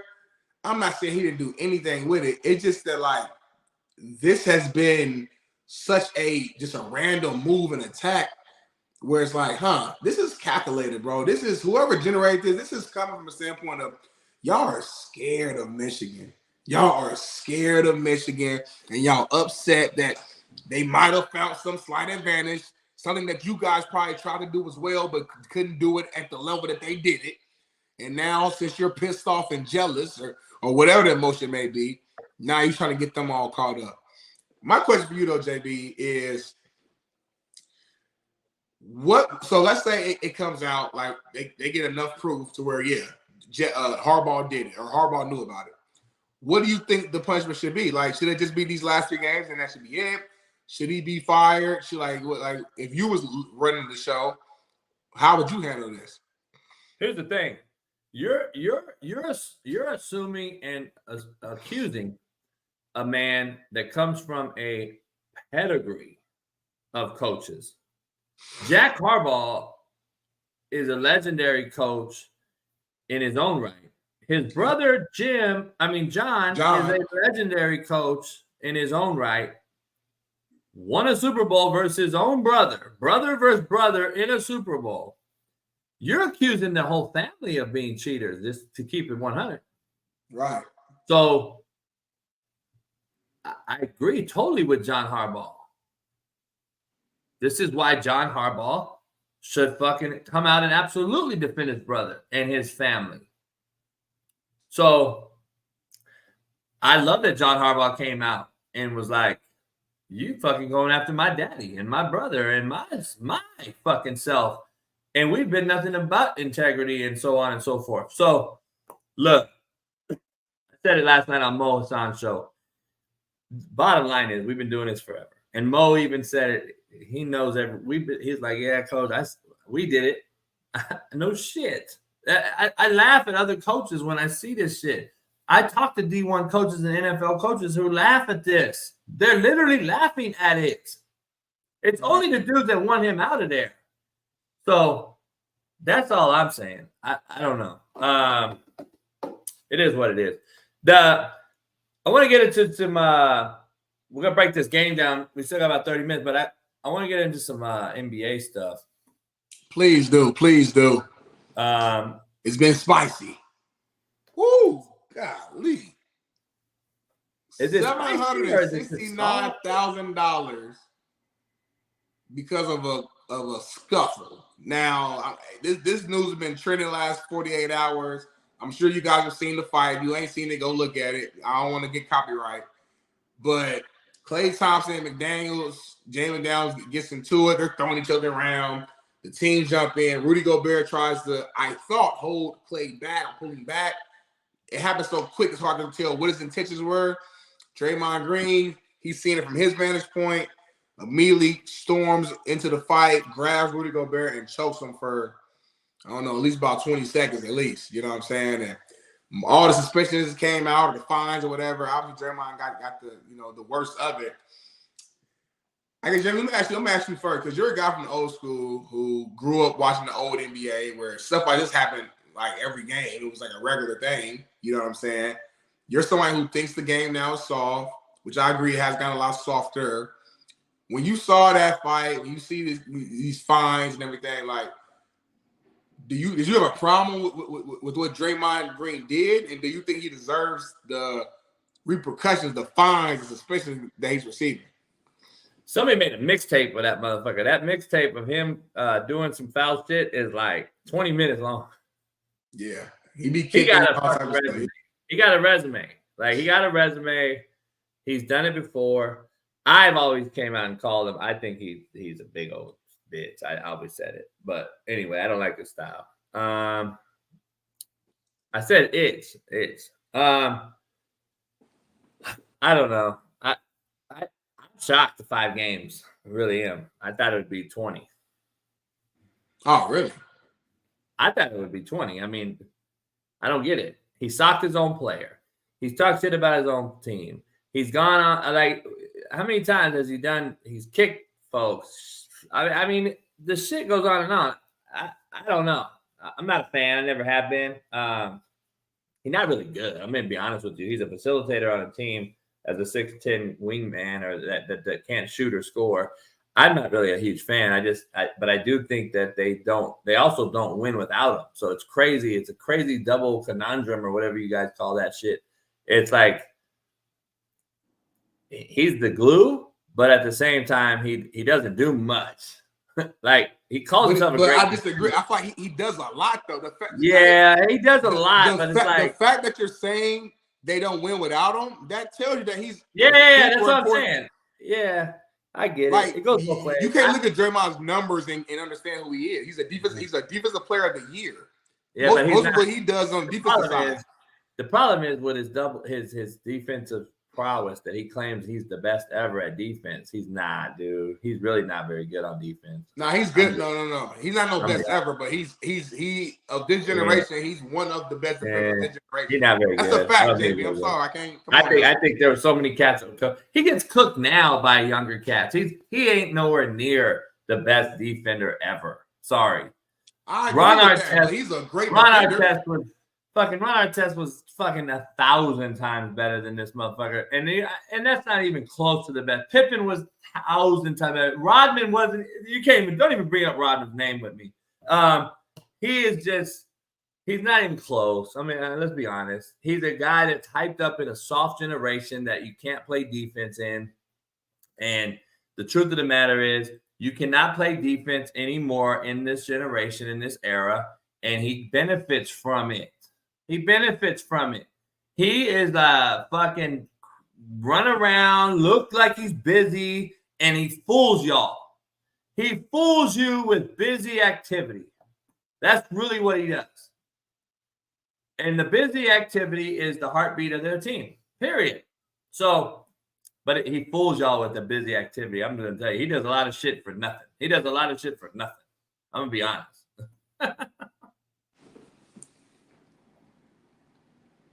He fools y'all with busy activity, and I believe he truly fools y'all with just running around, having energy, being busy. He don't do shit, though. But I disagree with that, JB. He's the glue. I agree. That's your opinion. I respect it. I'm just saying, like, he's the glue. When you watch, I agree with you. There's two things can be true on this one. He's the glue. But I just. But listen, how can you be the glue, but then on the same side say he runs around, act like he could? Because if that's the case, you're saying he's very replaceable then. Like, if he ain't really doing shit, you should trade him, bring somebody else in. It should be an easy process. But no, we've seen the Warriors when he's not there, they look totally different. So that's he's not just running around. Him on defense, a lot of what Draymond does is right here. Tucker's the same way. To me, Tucker's the same fucking dude. He's horrible too. And we give him so much hype. Tucker is not. I'm sorry. Tucker ain't never been in the conversation for Defensive Player of the Year. Never. Not even in But conversation. he's that guy. Though. He's Draymond's the the next level. enforcer. He's the facilitator. He does nothing. He doesn't score nothing. PJ Tucker is a super duper watered down version of Draymond. Like, it's disrespectful to even compare them to. Draymond makes Steph Curry's and Clay's job way easier. They wouldn't be as great as they are without Dre. They wouldn't win no championships without Dre. Their defense wouldn't be as nearly as great as it's been without Dre. The guy is he knows the game like the back of his hand. The timing he has with the passing with Steph and knowing where Steph is at. The decision, the small decisions he makes on defense, little stuff where it's like, okay, instead of me jumping on this play, I'm gonna stay, keep my feet down. I'm gonna put my hands up so I don't foul. He does little thing where you really watch the game, like, damn, that was smart as hell, Dre. That was a smart ass play. He'll fake one way, come the other way to the ball. Like, it's little things that like the novice fan won't really appreciate. But I grew up hooping. That was my first love before football. Now, obviously, the way I'm shaped, that wasn't the route I could go for long term. But best believe Big Smitty knows the game of basketball, and I know JB does as well. I'm just saying that, like, there's a lot of little things, intangible things that you can't just read on a stat sheet, that this guy really does impact the game at a very high level. Back to the original point, though, I don't mind him. Listen, let's be real. A lot of the league, they don't like Rudy Gobert. They don't like Rudy Gobert, and that's why Draymond was waiting for the opportunity. Just give me one reason.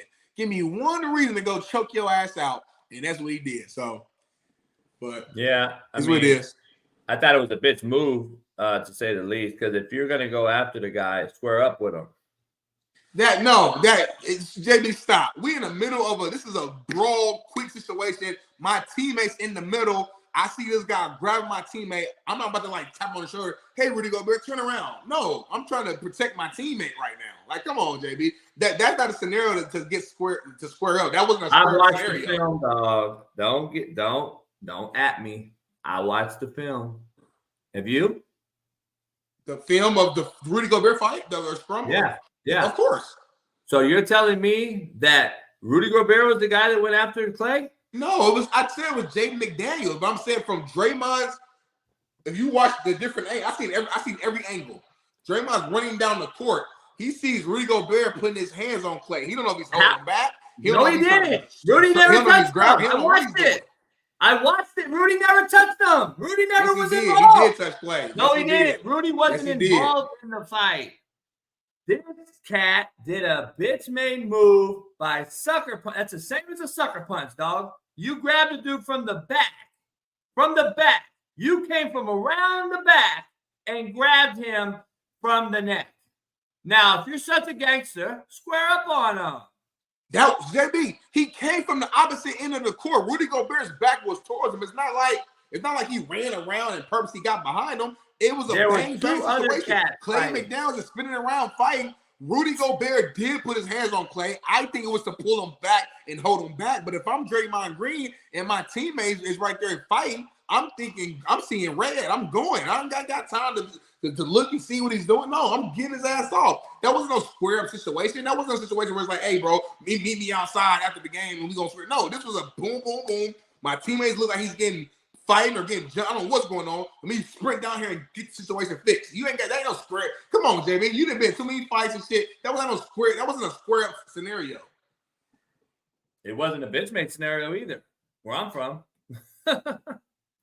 He sure picks his fights like real calculated though. Haven't you figured that out by now? I hear you. There's certain people I don't see him doing that too. I do respect that. Exactly my point. He just loves drama. He loves shit like this. And I'm just like, man, I don't know. I'm sick and tired of seeing it. There's a lot of political shit out there. I'm not going to talk about it. Keep seeing videos sent to me. And I'm like, man, I wish you stopped sending me this shit. I'm going to fucking snap on real quick before we lose track, you just pulled up a picture of Ty Lue. Let's bring that back up real quick. About the new look, you said Bleacher Report exclusive with James Harden, Paul George, and Tyronn Lue going inside the growing pains of Clippers. T. Lue said, "This is my toughest challenge as a head coach." JB, you've been calling it out from the jump. I think they're 0-5 right now since James Harden joined the team. You said it ain't gonna work. It's early, but it ain't looking great right now. I want to ask you from a coach's standpoint, though, right? Because you're a guy who dealt with a lot of talent on a team. You recruited the best of the best, and you would have D1 guys at the JUCO level that's on the bench or playing behind someone else. How, as a head coach, are you able to deal with so many egos and personalities and talents all on one team? Because T. Lue, I mean, this is a tough. I mean, you got Kawhi, Paul George, James Harden, Westbrook, all on one team. All these have all been like the guy on their teams at one point or another. You got multiple. You got MVPs on your team. You got Finals MVPs on your team. How tough is it as a coach to manage all that at once? It is tough, but you got to have a relationship building attitude. You got to be able to understand that each kid moves in a different way. Each kid has a different beat to their drum, and each kid should be taught and coached and treated differently. The entire team should be treated the same. They should have the same rules to abide by, be on time, show up, blah, blah, blah. But each kid is beats to a different drum. I'm just telling you right now. Rakeem Boyd, I didn't cuss out like Emmett Gooden. I didn't cuss out like Malik Henry. Calvin Jackson, I didn't cuss out like Jermaine Johnson. Everyone was treated differently, privately or in person or in public. So that has to be the number one job of a head coach. He has to have the temperature of each of his players, and that in totality agrees with the entire roster. A lot of these coaches don't. They have no fucking clue. It's like, my way or the highway and blah, blah, blah, blah. That shit don't work. I would argue it rarely worked. Even if you want to talk about the Bill Parcells and the Belichicks and all these things, eventually it's going to bite you in the ass. So you got to adapt or die. And I don't know if these guys are really doing it too well. Like, even John Wooden adapted or died. And he's the all-time winningest, greatest coach of all time. He adapted. And you got to adapt. I think you got to learn each player individually. And the key to that, though, is the key of it is this. Can you understand it's one thing? Can you get that kid to earn results by knowing what makes him beat is another. Like, that's a whole nother ballgame. I know what makes Smitty go, but now can I get Smitty to earn that result that I understand how to make him go, but can I get him to that point? That is a whole nother ballgame. That's master level coaching. There's not too many master level coaches out here anymore. I'm just telling you right now. So yeah, I can find the problem. Everyone has a solution. Everybody has a fucking, man, you should have, how long is this segment? This segment is too long. Everybody has their own fucking solution, but nobody has the fucking, nobody's the problem solver though. They all just want to give you a goddamn, this is what you should do. Well, come do it then. Come show me how to do it, motherfucker. Come do it yourself. But nobody will do it. Nobody will take that on because they just talk. They love talking. But can you do it? Can you actually be the guy to get you from point A to point B and then succeed in life? That's the bottom line. Lakers got waxed last night. So they played the play-in tournament or what? I'm so confused. I can't comment on it because I don't understand it. They played on the weird-ass court Tuesday. It ain't called the play-in. Yeah, they played the weird-ass court on Tuesday. I guess they beat Memphis, and then they played last night against Sacramento in a regular game on a regular court, and then they got waxed by 40. So I'm trying to figure out where we are. I don't know. Is it a regular season? And so do the tournament games count on the regular season schedule? Yes. I do know that. I do know the tournament games do count on regular season games. I do know that. I think the Lakers might have got knocked out. And they might be regular season now. I don't know, bro. I ain't gonna lie. I haven't been heavily watching basketball yet. I'm keeping my eye to it, but I'm such in football zone in mode that, you know, it's kind of hard to really focus on both. What you got going on? Uh-oh. My neck is killing me, y'all. Golly.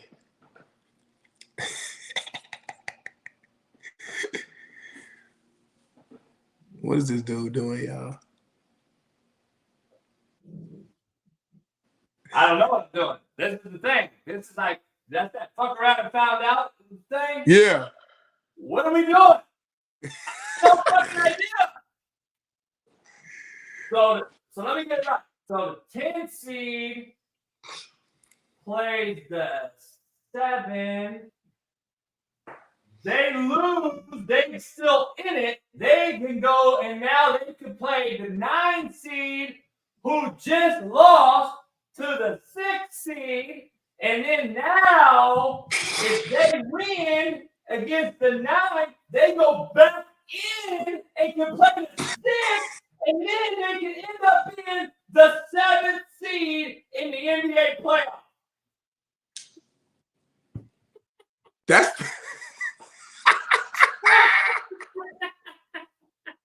oh my God. God damn, homie. Look at Ash. God damn. That's the play-in. This is called the in-season tournament. Look at that. Fuck around and find out. You go up there and make a right, 10th seed. Then you come down, you make a left. Now you got the play-in tournament. Now the tournament is what, man, shit. I mean, it was already confusing with the 10 seed because they could lose one game, get back in it.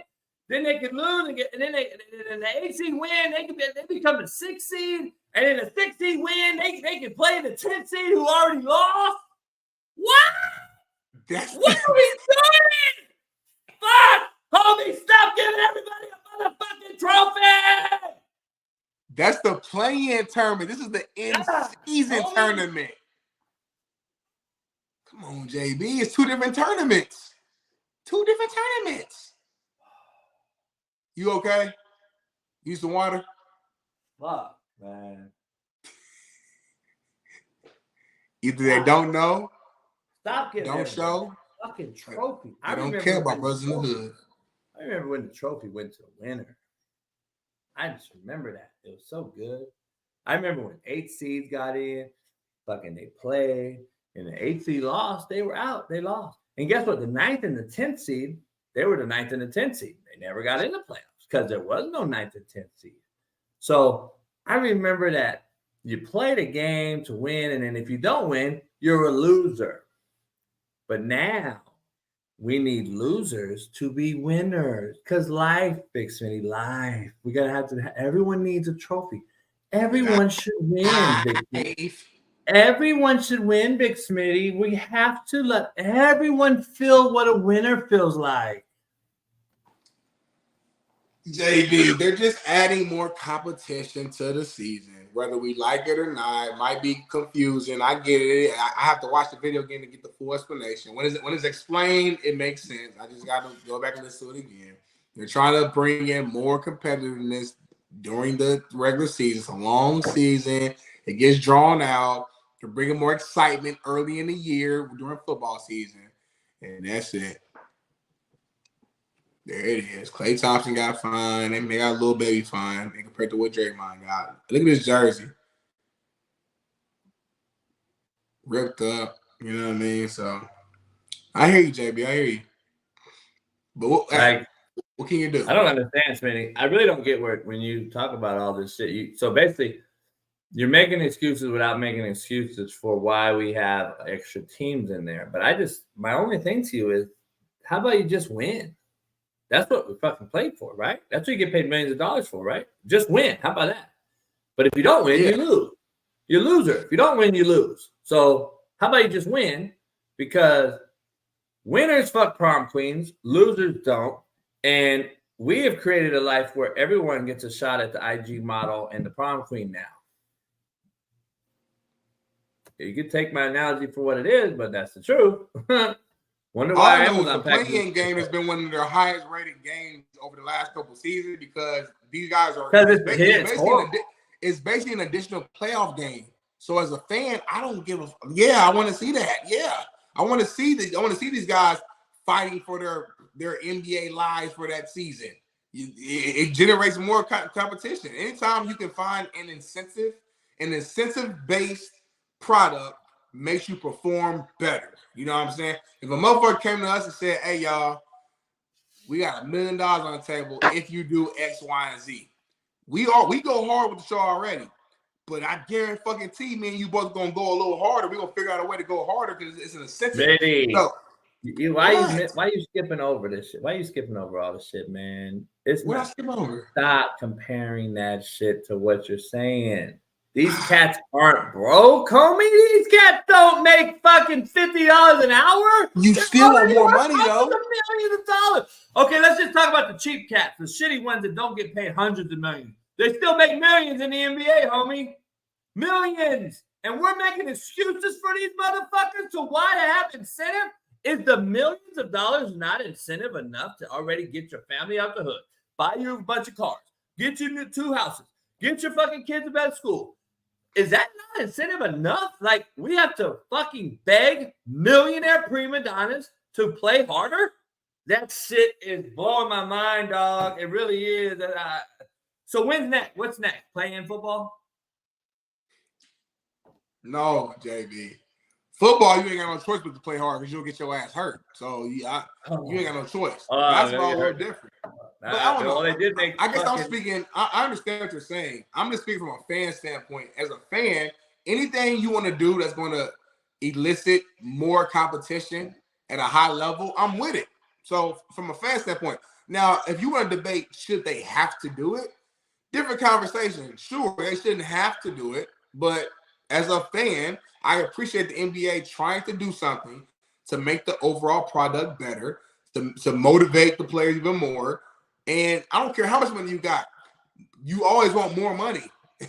You always want that next check. You always want more. People don't like checking their accounts and seeing red. You want to see green. So come on now. All out. Hey, Jermaine Johnson told me when he got drafted, he got a good first round, he got a first round salary. He said, Coach, I want to get paid for life. Guess what he's doing? Jermaine Johnson, top 4 sacks, top 4 rush the passer stat they have now. They have all these stats. Jermaine's in like top 5 on every pass rushing category, and he's about to get another payday. This is year 2 for him. Going into year 3, he's going to get that life generational wealth money. And I bet you if he had like some type of incentive within his contract, hey, if you get the 10 sacks, his incentive was JUCO. If you get the 10 sacks, you get X amount. Like NFL contracts always have incentives based upon their contracts to make them go. They all do. Yes, they do. No. JUCO was his incentive, homie. That's what y'all missing. I'm saying NFL in general, these players have incentives based on most of their contracts. If you become all pro, you get a $5,000 bonus. If you make the Super Bowl, you get $1 million bonus. So those things all I'm saying is, Jay, I thought we're saying the same thing. I'm saying it's okay to have even more incentives though. Like, it's not like, I got one incentive, I'm cool. No, like, you get fuel to the fire. You know who you get. So when we give incentives, we're in the show right now on this. When you give incentives to the top, the NFL is the precipice. There is no more elite. There is not a bigger level than the NFL. They are the end all be all. They are God and the angels to this profession. They're at the top. If you have to give the top incentives, then what the fuck are we done to the people below it? Because incentive-based deals should go to high school and college players so they can have an incentive to be an NFL player. If you give incentives to the elite, then you have nothing below you, and it cripples the system. That is why we have inflation right now. This is why we have all these problems out here. Homie, this is an elitist issue. If you got to pay elites incentives, then the below people are fucked. They have no incentive. There is no more drive to be elite. There's no more drive to make it to the NFL. Because the NFL has to be incentivized to make money. Are you fucking kidding me? You're already making millions. You prima donna, goddamn. Hey, y'all, pound that like button. That'd be the mic drop in the show because that's fire. Right? We should cut it. That's what I'm saying. In the show, you did it. It wasn't even attacking. It wasn't even at you. It was just talking in general. We're talking in generalities. I cut Smitty today, though. Quiet as kept. No one want to talk about it. It's cool. Well, you all racist, though. If you're taking his side, you all racist. It's all good, though. I like it. I like being an underdog. I like doing shit someone else said I could not do. That's an incentive, right? When someone says you can't do something, it motivates you to do even more. It's an incentive. Yeah, that's you perform better. Homie. You perform better, huh? That's self-motivation for me. You perform better when you got somebody who said you can't do it. Huh? I perform better when I want to make sure I want to make it because you said I couldn't do it. I wonder why. Yeah. Self inside. That's a self. That's a character thing. No. It ain't self. We got you still need somebody else to talk shit for you to be at your best, JB. You should just be at your best. We got character flaws out here. Now. We soft. Hey, man, hit that like button, subscribe, man. We're going to be back one more day tomorrow, man. Me and JB, we got to talk about next week. I like Chris. Chris go hard on me. Chris go hard on you. Chris is just keep it real. Chris is a gray area. She's fair. Chris don't really favor nobody. She just do whatever she feels right, which I respect that. So shout out to Chris, even though you wrong. She on my side more though. So I like her more. You wrong right now, Chris. Shout out to you. And hey man, Friday, man, tomorrow, free game Friday. Nadu gonna join us. Hopefully Mac can come back, and hopefully JB can bring on a special guest, and we keep this thing rolling, man. Hit that like button. On me again. Yeah, all right. Hey, it said the Coach JB show with Big Smitty. The Coach JB show with Big Smitty. So it's on you. Go up to the right. You make a right. You come up, make a left. You hit the 10 seed. The 10 seed takes you to the tournament, in-play season tournament with crazy court. Then you get the neon court.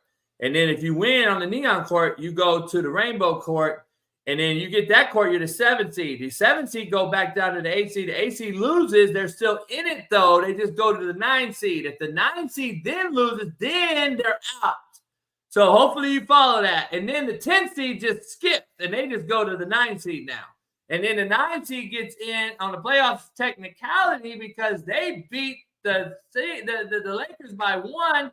And then what happened was the 7 seed got back in it, and then everything's fucked. See you tomorrow. Peace. We switched it and filled the gap. Smitty and Jason Brown, we killed it, yeah, it's a wrap. We what the games we missing, we switched it and filled the gap. You are now tuned in to the Coach JB Show.